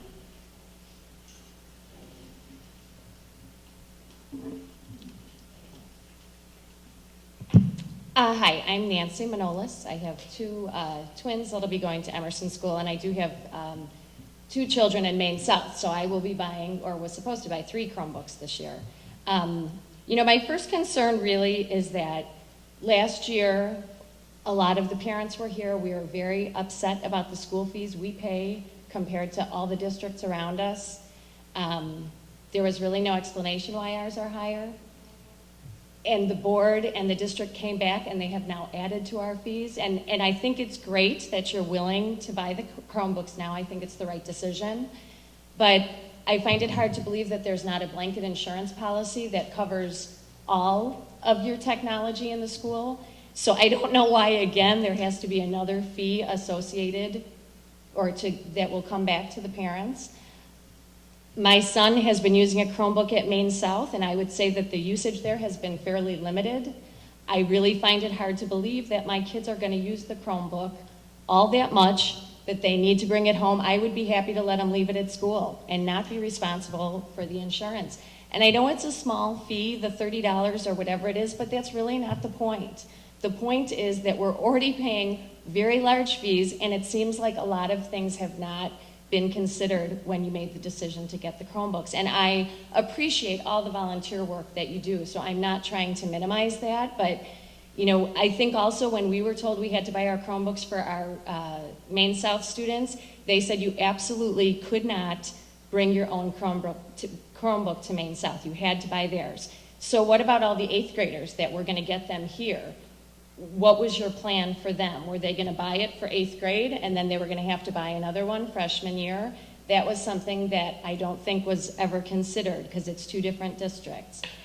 Yeah, it just seems like there maybe needs to be some more thought put into it. I think the insurance thing came up as a last minute idea here when you decided that you would pay for the books or for the Chromebooks, and I think that's a great idea, but I think, again, it's just one more thing you're trying to tack back on the parents, and you're not really even sure that it's necessary. It sounds like it would be an additional fee to me. I have to believe you've got insurance somewhere that would cover it. And again, I respectfully say, I know most of you here are volunteers in your job. I respect that, and I thank you for the work you're doing. I'm glad that you're reconsidering the cost of these, but I think before you tack on another fee to us, you really should consider what the tool is going to be and whether the kids even should be bringing the Chromebooks home. If a child doesn't have a computer at home, that's a different situation, but a lot of the kids in Park Ridge, my guess is that they do. And if they don't need to bring it home, why should you add on one more fee for us? And that's it. Thank you. Any other, yeah, there's one. Very brief. My name is Lisa Brown, and I echo the sentiments of everything that was expressed today, and thank you for stating that so eloquently. I would just add about the insurance. I didn't hear anything about theft or loss addressed. Theft and loss with so many Chromebooks being left on playgrounds or in lockers overnight or in desks. I think we need to consider that as well, and that was just the only thing I wanted to add to the insurance discussion.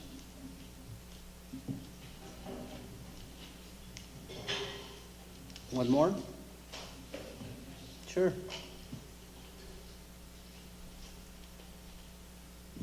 Hi, I'm Jean Lemke, and my question is, will kids be able to access, as they do now, their Google Docs for their middle school work from a computer at home, or will they need their Chromebooks? They will still be able to access it from home? Then I would agree, let's leave them at school.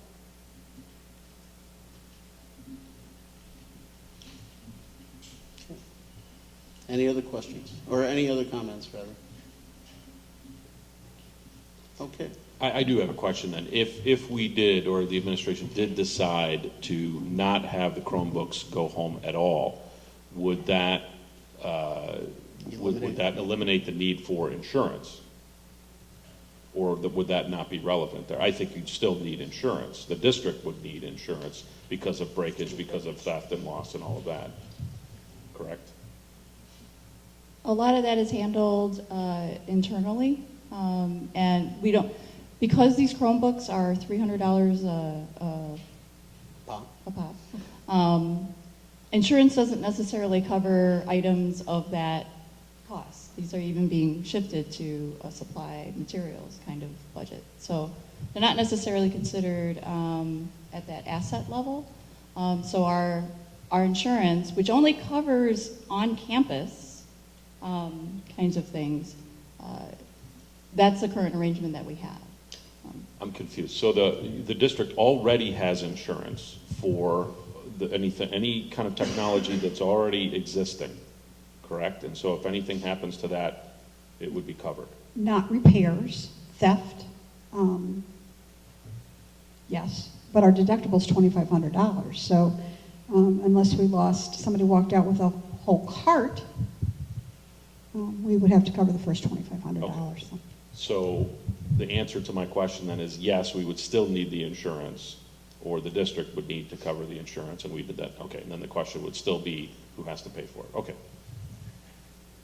I would just like to say that MJ and I did talk about this, Nancy and Jean, because I said the same thing. We have devices at home. I would just like my kid to plug in her device and come home.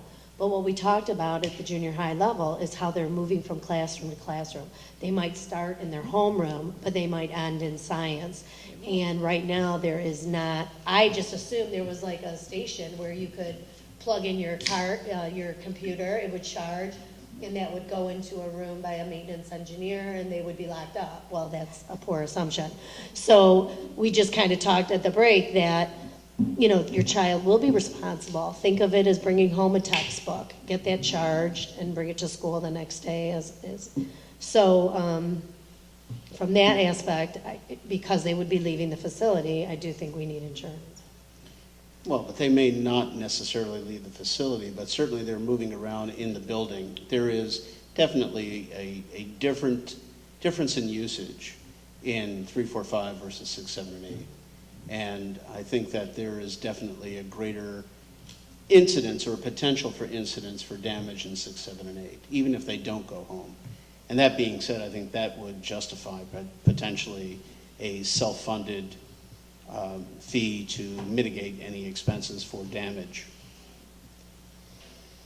And to go back to one of the comments that was made, I believe in the Q&A for the Chromebooks, I thought there was something in there that says that it's already been arranged with Maine South that the District 64 devices will be able to be carried over to Maine South. From what I understand, yes.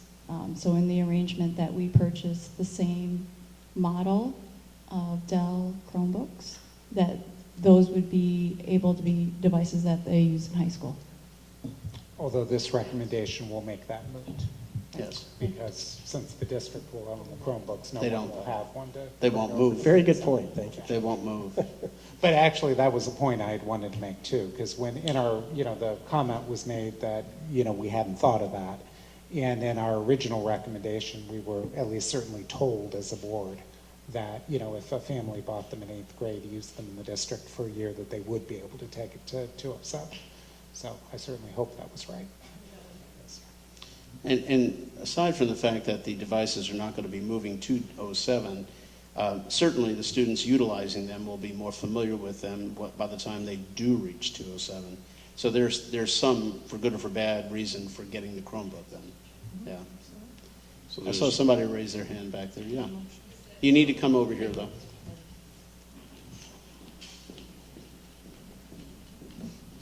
I'm Nancy Swanson. I just had curious about what's the purpose of each student having their own Chromebook if, could each teacher have enough Chromebooks in the classroom so that they wouldn't have to bring it from class to class? Could each teacher have a supply of Chromebooks for whatever the utilization will be? So that would negate having to bring it home. Well, what we'd like to be doing is creating a more personalized ecosystem as well. So if a student has a particular device and let's say needed a particular configuration or an app or whatnot, that would be then be able to be deployed to that student so that they can use it throughout the day. Hopping from Chromebook to Chromebook and device to device doesn't necessarily allow us to do that. So I think what you're saying is that these devices will be utilized to provide some level of differentiation. And in the process of differentiation, therefore, different apps might be utilized for different levels of achievement, and therefore it becomes somewhat customized, if you will. Is that correct? That is correct. When you were talking with the administrative team today, Mrs. Warden, you explained how we all have our own laptops, we have shortcuts, we have our own apps, we've personalized them to sites that we go to often or apps that we're going to use based on what classes we're in. So when we talked as an administrative team today about it, that's probably one of the biggest reasons that we're hoping that we wanted the kids to all have a one-to-one device that they could choose to bring back and forth, not only to all their classes, but to home and back. That was the original, I think one of the main intents of going one-to-one versus just a classroom set that kids rotate in and grab one when they sit down. Correct? Yes, very well encapsulated. So, John, does the motion you made, does that envision a capacity for, because I can't remember the exact words now, for either insurance or a fee? Yeah, the motion included insurance or a fee. So that would leave it to administration to decide. Because, you know, to my mind, I think what one of the commenters said is absolutely right. I think in all likelihood, it's a fee and not asking parents to pay insurance. But I didn't want to make them commit on the spot when we hadn't done it before. And so my motion is worded in such a way that allows them to figure that out. So the school district could pursue some sort of commercial insurance then maybe instead of having to pursue individual Or insurance. maybe they'll end up getting cards in the hall that will end up being locked out. I mean, I think we've given them a lot of things to talk about. And certainly, as long as I mentioned before, we have about 6 weeks to go before we have to have some final thoughts on this. So there's some flexibility to allow the administration to do some research and gather some data. Dan, were you going to say something? No, I'm good. I'm good. Okay. We ready for a vote? And I do have a comment. No. No, we're gonna talk Patrice? about it. James? Come on up, bud.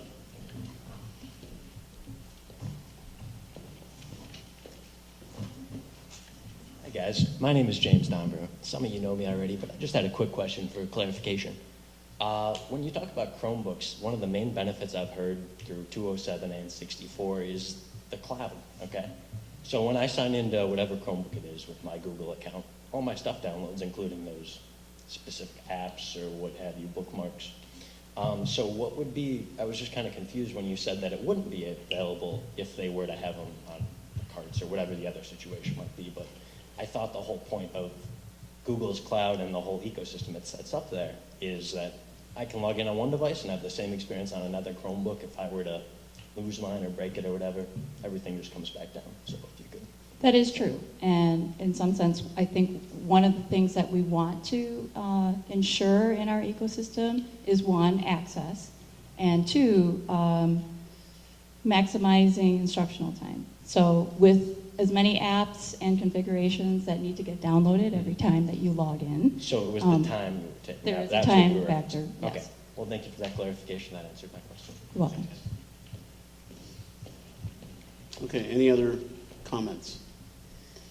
And John, for all of our benefits, I was wondering if you could just repeat that motion in a Right. succinct manner. So the motion on the table reads, I move that the Board of Education of Community Consolidated School District 64, et cetera, assumed responsibility for funding the previously approved one-to-one initiative, including the parent-paid portion for grades 6 through 8 students, provided that grades 6 through 8 families will be required either to purchase the insurance for the device or pay a fee to the district to cover the insurance.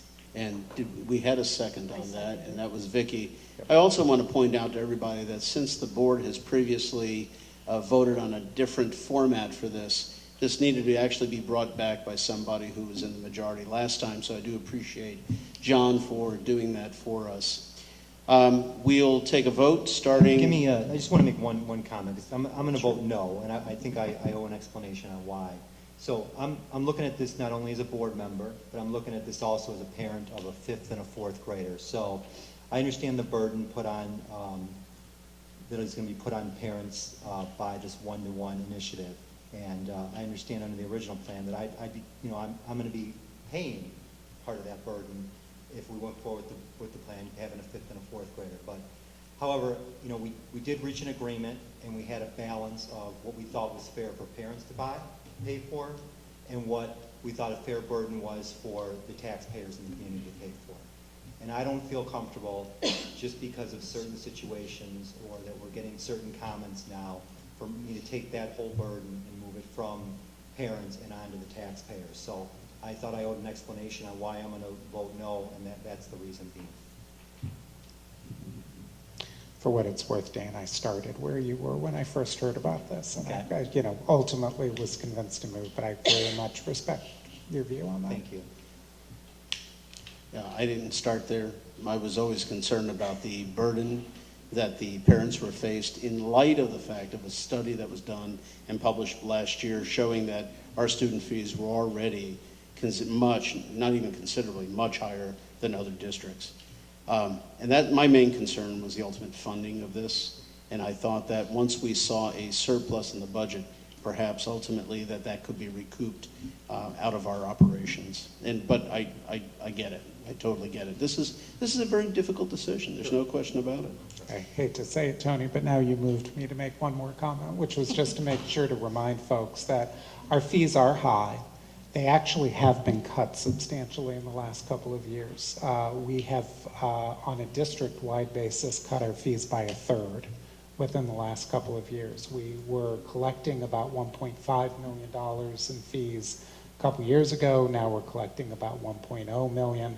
The reason for that is that we eliminated a lunchtime supervision fee in elementary school. So all of the folks whose kids are now just hitting middle school have benefited, at least for a year or two, in not having to pay what used to be a rather onerous lunchtime supervision fee.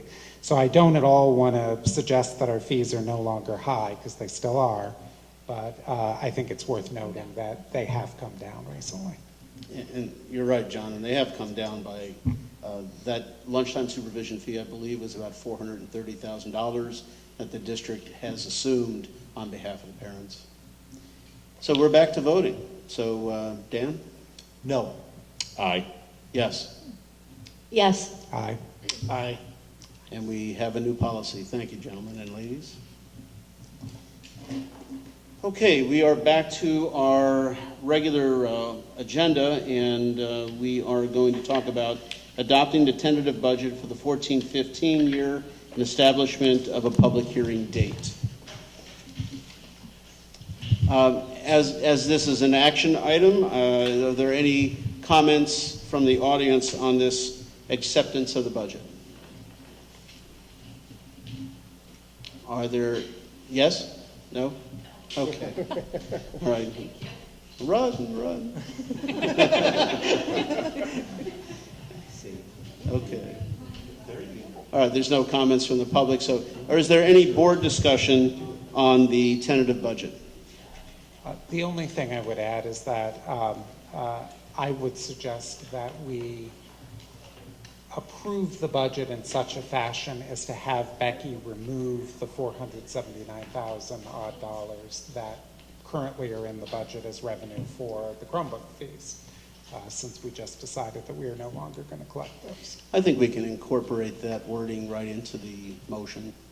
Indeed we can. Yes, and since you have been so wonderful in pointing that out, John, perhaps you can slip the few words in there. Sure. Yeah. I move that the 2014-15 tentative budget be approved, subject to removing $479,185 in revenue previously budgeted for middle school Chromebook fees. I further move that the public hearing for the final budget for Community Consolidated School District 64 for the 2014-15 school year be held on Monday, September 8, 2014 at 7:15 p.m. at Jefferson School, 8200 Greendale, Niles, Illinois. The notice of the public hearing shall be placed in a Park Ridge and Niles newspaper. Thank you. Do we have a second? Second. Nathan? Okay. Why don't we start on Bob's side? Aye. Aye. Aye. Yes. Aye. Aye. Okay. We have that. The next item on our agenda is the Resolution 1124, regarding the school district to pay certain invoices prior to board approval of the August 11th board of Education meeting. We've done this every year in the past. This is a perfunctory thing. It basically allows the district to pay the bills. We know that they're going to be paid, and we've asked these questions in the past. These are standard routine bills. And Becky, I believe these are invoices that we've already received. Most likely, we've incurred the expense, we've received materials, and the invoices are either in our office or will be within the next week or so. Okay. Any questions for Becky regarding this particular resolution? I just had one question, Becky, and I can't Sure. find the page right now, but it seemed to me like in the educational amount, it seemed like a larger amount for the period of time involved, and I don't know if there's some sort of bump or something that happens at this time of year. Typically in June, we run our summer checks for payroll, and so that in June, you almost have 3 months worth of payroll versus any prior month. Thank you. Any other comments? And if not, why don't we start on Dan's side again? We've got to take a motion. Oh, didn't I have a motion? Sorry. I move that the Board of Education of Community Consolidated School District 64, Park Ridge-Niles, Illinois, adopt resolution number 1124 regarding the school district to pay certain invoices prior to board approval. And a second. Second. Too many moving parts. Okay, now we can start with Dan. Aye. Aye. Yes. Aye. Aye. Aye. Okay. We're going to skip line item 4 as we've already discussed that, and we're going to consent agenda. There's numerous pieces in here, and I have several questions regarding the consent agenda, but I will ask the questions regarding the consent agenda once we've made a motion. So, I'll do it. I move that the Board of Education of Community Consolidated School District 64, Park Ridge-Niles, Illinois, approve the consent agenda of July 14, 2000, which includes the personnel report, bills, payroll, and benefits, approval of financial update for the period ending June 30, 2014, approval of student parent handbook 2014-15, approval of bid for roofing repairs, approval of bid for concrete replacement, approval of bid for flooring replacement, approval of hazardous crossings, approval of securely ink quote, appointment of hearing officer, release of closed minutes and destruction of audio closed minutes, of which there are none. do I have a second? Second. Good. That opens it up for discussion. My first question, really, Becky, is these bus routes. If you could define for me what a hazardous route or hazardous situation is, and why would we need to incorporate these extra 2 routes? Hazardous routes are within the 1.5 mile requirement of providing free transportation to parents. Typically, if they're not declared a hazardous area, parents have the ability to pay for their student to ride a bus to school. We have uncovered, through some parent requests, some areas to be evaluated that we have determined that are not safe for children to continue to walk to school. And in essence, makes it a hazardous crossing for them to get from their home to the school. And therefore, if there is state reimbursement, these routes are now included in the information that we supply the State Board of Education on an annual basis, the expense for those routes to be reimbursed. I'm not quite certain I understand the definition of what decries a hazard. Is it traffic volume? Is it, what is it? It's traffic, it's sidewalks, whether we have them or we don't. It's the volume of traffic and where students would typically walk, what path that they would walk, and at what point they cross a major street to get to the school.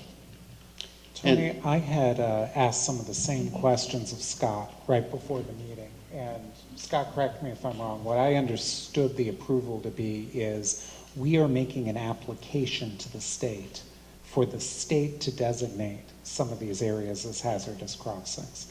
If the state grants the application, then students who would have to cross those crossings would be eligible for free busing, just like students who live 1.5 miles plus from their school. Right. And the state would reimburse us for that transportation on the same basis that they reimburse for all other kids. My understanding is that if the state does not grant that application, that we will, A, not receive reimbursement for it, but B, we would not consider it to be a reason for free transportation Correct. ourselves, and so we would not be out of pocket. The Illinois Department of Transportation makes that approval. So the decision whether it's hazardous or not is not in our hands. No, Gotcha.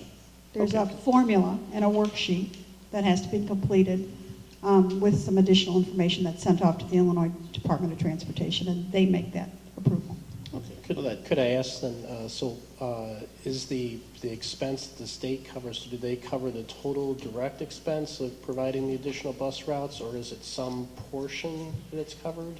You know that budget line item that said reduction of state revenue?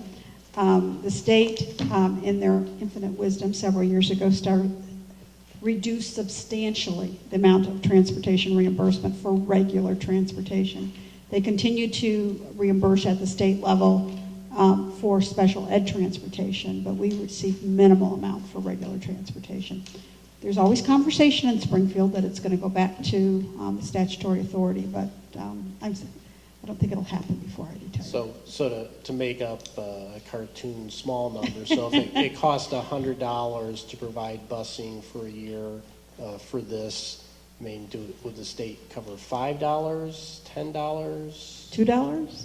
So really talking about the state reimbursements, not much of a consideration here. So we would be shouldering, I'm not trying to address safety issues at all, I just want to highlight, we'd be shouldering the additional financial burden then of providing this additional bus service. And what we don't know is even if the state IDOT does approve these as hazardous routes, whether there'll be an increase to our cost or not, we may be able to absorb those students into our current routing system. So we don't even know if there's going to be an increased cost to the district until we hear back from IDOT and then we actually analyze the number of kids that live in that area. Scott, do you know now how many kids live in that area? At this time, we do not know. We need to get the hazardous crossing approved by the state, and then we need to incorporate that into the program, and then we will be able to find out how many kids are within that area. There's a chance, I would say 30% chance that we could absorb those people on our current routes, but probably a 70% chance that we would have to add one route would be my guess. But until we get those numbers of how many students actually live there, and again, this is only for Emerson School. This is not for Franklin School. This is only students that will be going to Emerson. And is the program you're referring to the program that does our bus routing? Yes. Okay. Just wanted to clarify. It's TransFinder with the new bus company. Would anybody think if we asked for this sort of designation and it were determined and we chose not to provide the bus service, then would someone look at that and say that we're somehow, opening ourselves up to some potential liability because there was an acknowledged You're absolutely right. situation, and if we failed to do that someone could highlight that if there were some sort of bad situation? Actually, I think once they're approved by IDOT, we are required to transport those students. So maybe it would make sense for us to maybe really try to figure out what the additional cost might be from how many students there are, bus routing, whatever, maybe before we try to consider going forward to the state? well, actually, I think it's always good to try and calculate your costs, but we can't because we don't know the student utilization in that area. But can we not calculate some costs based on prior years? We could probably calculate the cost of additional routes, which is around $58 a day per route. So if we needed one more route, it would be an additional $58 a day. Times 180. If we needed two more routes, it could be $120. But I really don't know what that figure is going to be until we can put that information into our routing system and then pull those numbers out. And that could very possibly change right up until the last day and into the first week of school, depending on how many kids move in. You know, as a practical consideration, one of the problems we now have as board members is our administration has told us that they think this crossing is hazardous, so they want to get state approval of that. Now, we could say in public session that we don't wish to approve that until we know how much money we're going to spend on that, but I'm not sure I want to be in that position as a board member right after my administration just told me this was hazardous. The liability exists because of this conversation that we're having right now. Or put aside legal liability. Yeah. I'm not sure I want to have to tell my constituents that somebody told me something was hazardous, but I waited to find out what the price tag was going to be before I did something about it. I'm wondering what happens if the state comes back and says, it's not a hazardous situation. Obviously, there's some perceived danger. You know, if I was a parent and my child was crossing a street and I thought it was a busy street, and I'd have some concerns. Actually, there is a busy street near my home that my children had to cross on their way to field, and you know, there's many days I would stand there watching, you know, the whole thing. But let's say the state comes back and says it is negative. Is there a way? Have we? Well, I guess it's too premature, but you know, I would assume that there'd be some level of outreach to that area. Is Park Ridge or Niles? That area is Park Ridge. So would there be some conversation with Park Ridge Police to get an approved avenue to school to ensure that there is some measure of safety? I would assume that if we have that conversation with Park Ridge, the city, that there will be a cost to add a crossing guard in that particular area. Yeah, and the other issue with that also, Dr. Brelli, is in that area that we're looking at, it's a part of Park Ridge that has no sidewalks. So children are walking in the street to get to Emerson School. Normally, when the weather's nice and that, it's fine. But with the rainy days, the vision is gone. With the snow, the roads are very narrow. So they don't really have another place that they can really walk. The other piece of that is part of that area that they're going to cross is also the emergency route up to Lutheran General from that area. So for those two reasons, this is why we felt that it was important to bring this to you. And I don't know, the first one with the sidewalks, the city would have to put sidewalks in. But the second one, the emergency ambulance route to Lutheran General, I don't think there's anything that we would have the capability to do to move traffic off of that route. Right. Any other comments on the bus situation? And if not, I can move to my second comment on the consent agenda, and that is the roof repair. Actually, I have two questions regarding the repairs. One will be regarding the roof repair, one regarding the carpet repair. When you're talking about roof repairs in several facilities, it kind of brings to mind, for me at least, this master plan for the facility. The whole layout where we can unroll this thing and we can say, okay, in 2017, we need a heat pump in this building. In 2021, we're going to need a new roof in that building. Now, to do that, Scott, if you could tell me the process, because I know we don't have that right now, correct? Well, it is on the maintenance plan that we do have from Fannie and Howie, correct? It is on that plan. Maintenance plan. Yes. So how does that differ from the facility master plan that we have spoken about? Okay, the facility maintenance plan is a piece of the facility master plan. And with that, we're talking about the maintenance that needs to be done on the buildings. So in the roof areas that we are proposing to bring to you now, these are areas that have been identified on a maintenance plan and that we have reoccurring leaks. So we can no longer patch that roof to keep the moisture out of the building. And obviously, the key thing with any building is the envelope and to keep that moisture out. So the repairs that are on this bid are repairs that really are not only on the maintenance plan, but also need to be done just because they're beyond the point of repair.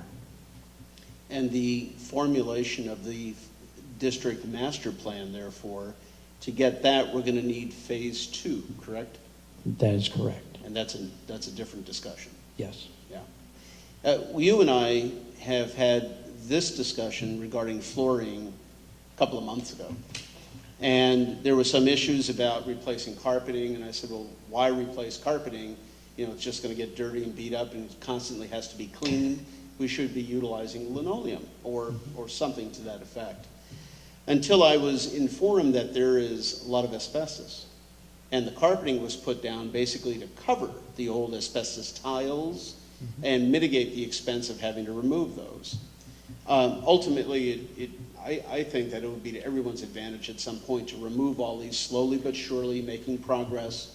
So is this 11 classroom change out from carpeting with some asbestos mitigation underneath it, is this part of that gradual movement towards total removal, and we're doing it in increments like this? That is correct. Yeah, we have done, since I've been here, we have done the entire first floor at Roosevelt School, and now we're moving over to Franklin, and there is asbestos under those classrooms, and we had brought to you, I think, two board meetings ago, the last board meeting, the approval for the asbestos removal. That is now being completed, and then we are putting down what's called a luxury vinyl tile, so it'll be a hard surface for no more carpet.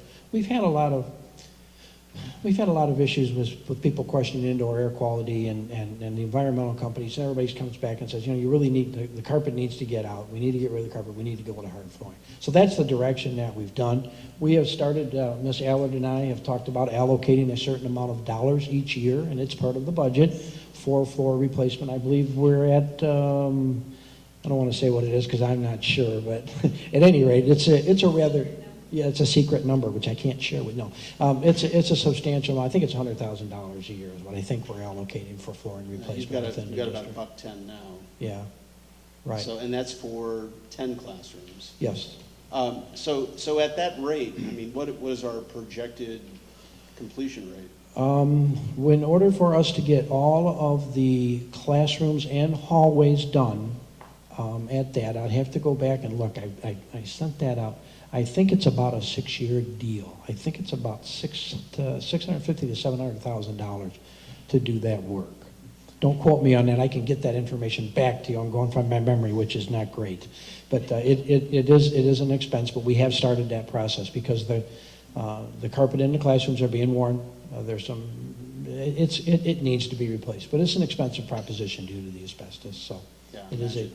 we can be more aggressive if you'd like us to be.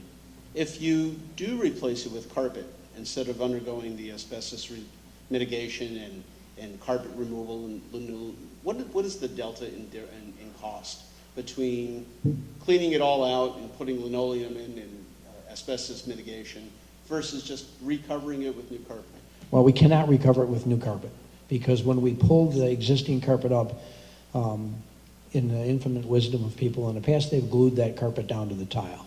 So the tile comes up with the carpet. As soon as a piece of tile breaks and comes, it's considered friable and we need to remove it.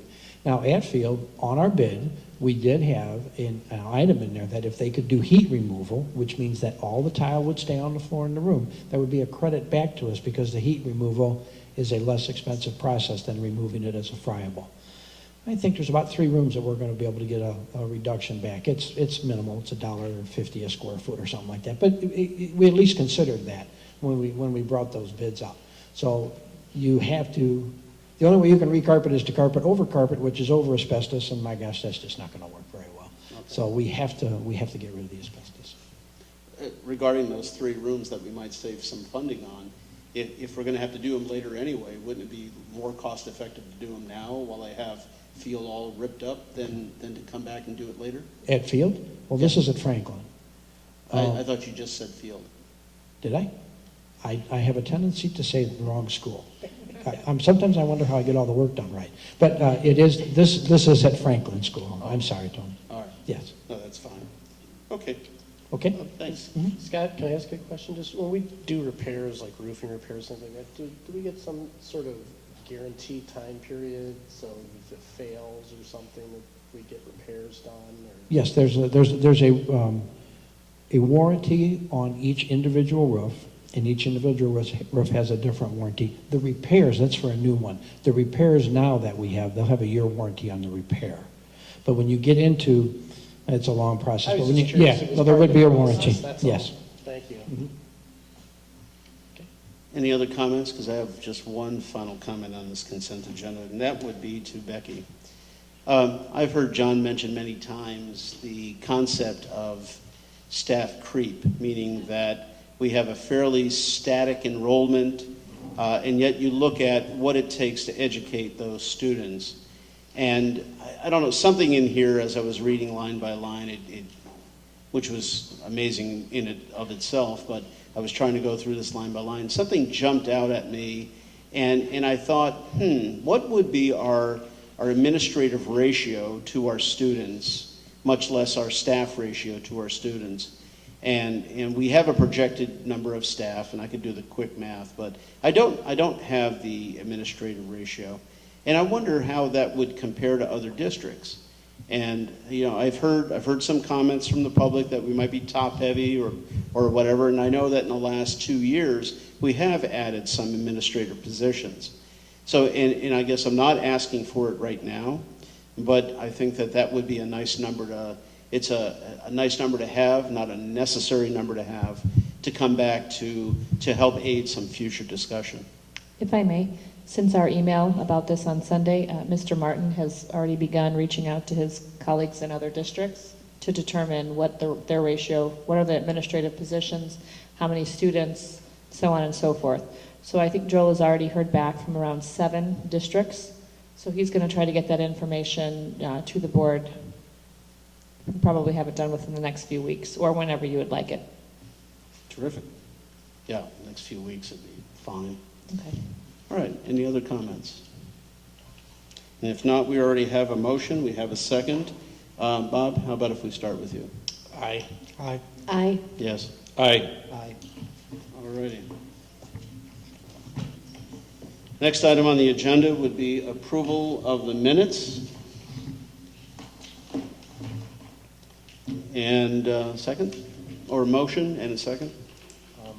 I move that the Board of Education and Community Consolidated School District 64, Park Ridge-Niles, Illinois, approve the minutes from the school board meeting on June 30th, 2014, regular board meeting on June 23rd, 2014, and closed session minutes on June 23rd, 2014. Second? Second. Okay. And assuming that there's no corrections to be made, why don't we start with Dan? Aye. Aye. Yes? Aye. Aye. Aye. Okay. Dr. Heinz, any report from board member liaison committee representations? Nothing to report at this time? Okay, and then other items, I just wanted to say, we didn't talk about committees at the retreat. Are we going to sign up for committees again, like we did last year? No, the committees that were assigned last year will hold until this coming May. Oh, they will? Yes, they will. Now, we will be having, and I believe, John, you left right before we started talking this, we were having a discussion at our study session on the length of the board meetings, maybe adding some board meetings in a different format, just throwing it up there for discussion. And one of the items was also a restructuring of the committees. Some of the committees that we have right now, such as traffic safety, medical advisory, these are really administrative. We should be having administrative reports on these things, and I believe anyway, instead of actually having board time spent on it, I think board time would be better spent on financial projections or curriculum development or things of that nature. And I think that in the future, we probably will have to have further input to reach this topic, to reach an answer in this. Perhaps we can get ISSB out to further discuss it. Barb said that she had quite a bit of information in this area. So I think that's a wonderful topic for us down the road a piece. But as of now, it will not be changing. So the reason I bring it up, I have no problem with Ed Red. I love the PTO president meetings. The ELF one, it's just so hard for me to get out on a weekday night. And I know Terry and I were on that together, so that's the only reason I asked. Yeah, well, I haven't talked to Bob because it just has been a very busy weekend, as everybody knows, but I'm kind of hoping that Bob will pick up Terry's former committees. Yeah. There's a new kid in town, is what I was going to say. Yeah. maybe he can take over that ELF committee. But I will, when are you thinking you'd like me to try to reschedule Barb, or to get Barb in to talk committees and board structure? I think that we really should down and look at the upcoming agendas Okay. and see when we have enough time to be able to plug in that.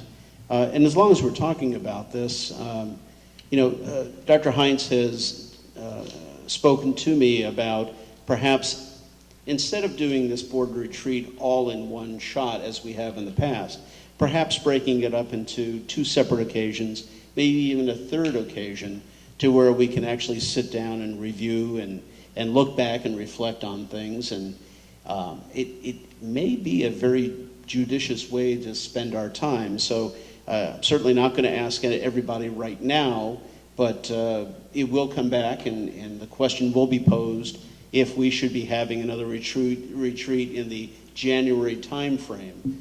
Not a retreat, I'm sorry, study session. It's in advance. Yes.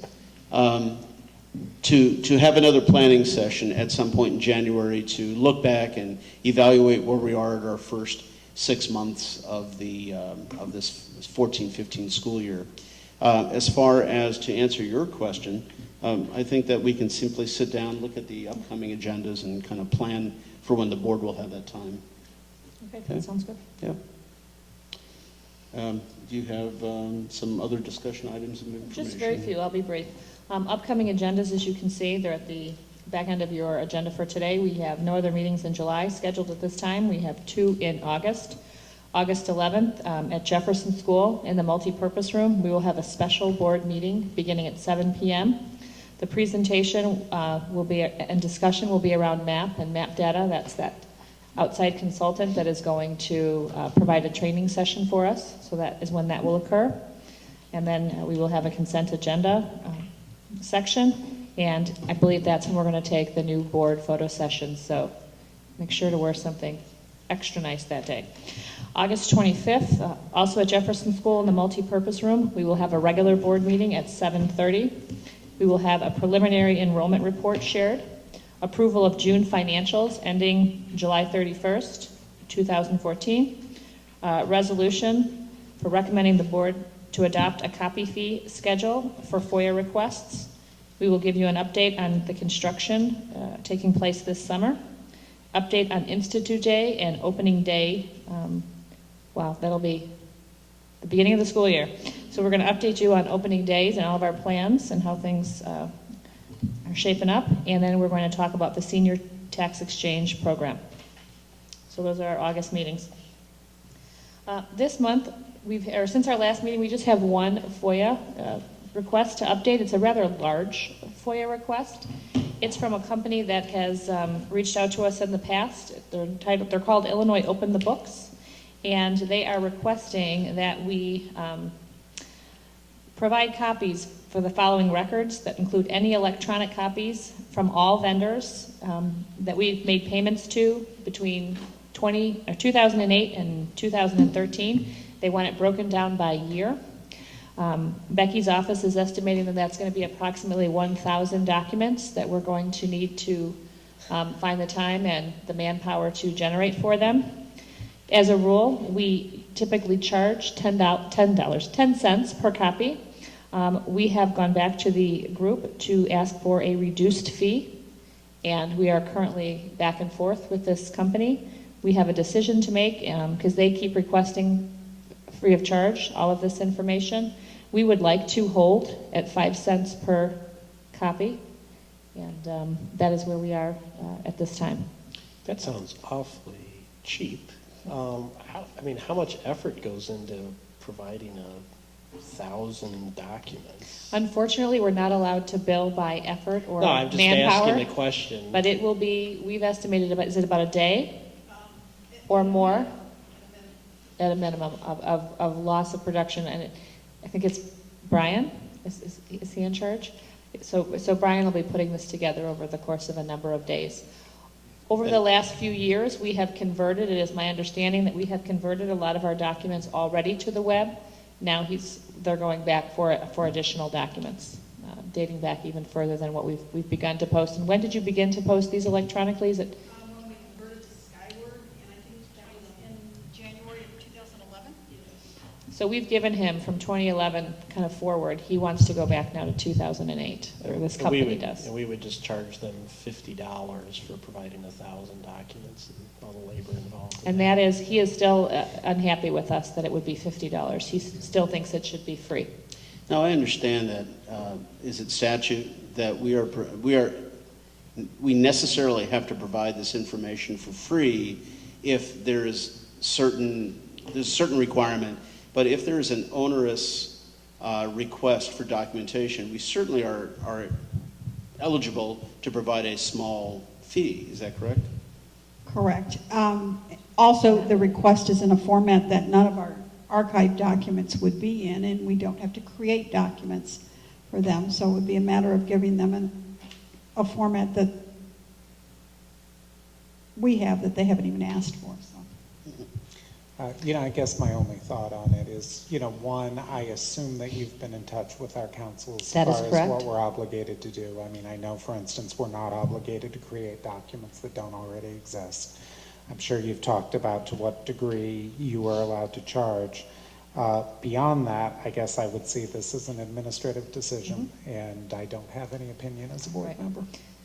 There are some districts that have waived the fee completely and others that have, held pretty steadfast to the nominal fee that they're allowed to assign to the request. And I'm, just as a point of information for the board, we will be holding at that 5% rate per copy. Okay, the other is an update on summer construction projects and security. Scott and his team have been working very hard, and to date, we have the security upgrade from Sonatrol, including cameras and door entry systems, moving along very well. They have been completed at Emerson, Roosevelt, Jefferson, and Carpenter School. Our visitor management system, also known as Raptor, has arrived in the district, and our technology department has been very busy setting up the system. Technology, in conjunction with the Buildings and Grounds team, have walked the buildings and agreed on location and power requirements, and they've identified where the systems will be placed. They will be placed in the school offices for the office secretaries to manage the monitors as our visitors arrive when the school year opens. On July 2nd, Scott, Bernadette, Lucas, Dan, and myself met to go over the Raptor system, talk about the procedures for the staff, how we'll communicate this new system and way in which you enter buildings, as well as staff training at the beginning of the year. We're beginning to kind of put our thoughts to paper and get a plan in place. So everybody is very well informed about the increased security and what it will entail when you enter a building. So all in all, the Raptor system and the increased security measures that we've put in place are moving along on target. At Field School, there was a honeybee issue. I'm sure you read in the memo where an estimated 25,000 bees had taken up home at Field School. And since honeybees are in short supply, we had to call in a special beekeeper to relocate the honeybee infestation. And no bees were harmed when that happened. They were relocated, and they are no longer living at Field School. The Farnsworth group is doing their functional testing at Field and Carpenter, and at this time we have nothing to report, but they have been working and communicating with both Becky and Scott, and we feel as though they're moving along on target. We did try to push them a bit on when they could get that report to us, because it does inform some of the questions you've had about master facility and in which direction we're going to head as a district. So we're communicating with them and moving them along as quickly as we can. Can we be reminded of what the date is that we can expect that report? Just going to ask that myself. It was the 11th, right? Of August. They said end of August, and we're hoping that we get it earlier. We were trying to target mid-August. Is that correct, Scott? It'll teach you to sit in the back row, Scott. Yeah, we are pushing Farnsworth Group on the Carpenter one to come as soon as possible. They've been there all last week, and they'll be there this week. So at the end of this week, they will have compiled all their inspections and all their information that they need, and then they will start with that report. So I'm hoping to possibly have that report first week of August. First week of August. I'm hoping to have it at that point in time. Depends what they discover this week. So if the results from this week require another visit and more testing, it will delay that. I just can't answer that question. I can't answer very many of the questions you have this evening. I apologize. So either the 11th or the 25th meetings of August, we will have the report. Yes, one of those two. I will shoot very hard for the 11th, but it's imperative that that report is accurate when we bring it to you. The reason why I ask is because, let's say something is found, I would imagine that you would want to institute those repairs, if at all possible, prior to the start of school? Absolutely. Is that the game plan? Yes, it is.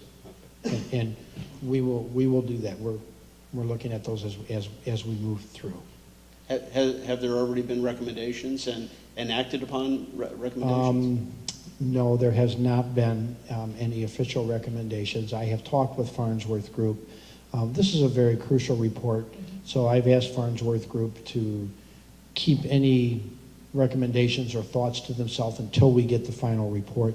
I don't want anything just, I think this and I think that. I don't want to have any of that in these conversations when I talk to them. So I'm asking them not to share a ton of information with me until that report is completed.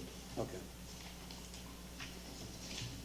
And as was discussed, the facility department is going to bring bids for the three other projects: roofing repairs at Emerson, Jefferson, and Franklin, concrete repair at Lincoln, Roosevelt, Jefferson, and Franklin, and the flooring replacement we were just talking about at Franklin School. So all in all, the work is on target, and it's moving, I think, at a nice pace for the summer. Okay, thank you, Dr. Hines. Any other comments by the board? And, yeah, Bob? I don't know if it was part of this, just with the, it was just a question with the, I guess the student parent handbook. I was just curious when we talk about, students wanting to have the same experience, whether they're at, Field or Franklin or whatever. I was just wondering, why the elementary schools all have different mission statements. I know everybody likes to be unique and everything, but I'm just curious if that's really the case, why we would have different mission statements across the different schools. It's a very good question, and one in which I do not have an answer. Okay. So I'm going to phone a friend. Is anyone in the audience that's been here longer than 10 days? No? I honestly don't have an answer. It's something I can find out and either email the whole board when I'm going to see the principals tomorrow. We have another day together, so does that seem reasonable? Sure. Okay. Yeah, that's fine. I'd like to hear that too, but in the past, I think what has happened is that on the website, for instance, each school has their own flavor of what they want to portray, and perhaps those mission statements identify some particular emphasis from each facility, but you're right. I would imagine that the end product would be the same in all instances. I'd be interested to hear the answer as well. Yeah. Thank And you. it is certainly something that as we build our new strategic plan this year, it can be part of the conversation to say, moving forward, it might be nice to have a unified mission. But we can, incorporate that into that process when we embark on it. And you think I think we discussed this, the 11th, we'll have a summarization of this past weekend's activities? Sure. Yeah. Okay. All righty. So, because, wow, it's early, that's great. Sure. We spent plenty of time on Friday and Saturday here, so do I have a motion to end the meeting? So moved. Second? Second. All in favor? Aye. Any opposed? None? Thank you. If I may, just before you leave, can I introduce our new Assistant Director for Pupil Services and Special Ed? This is Vasiliki Frake. I got the Vasiliki and I got the Frake wrong. Go figure. So, today she spent her first day in district with us at our administrative advance, and we're thrilled to have her. She and Jane are going to be a dynamic team. So welcome. Thanks. Okay.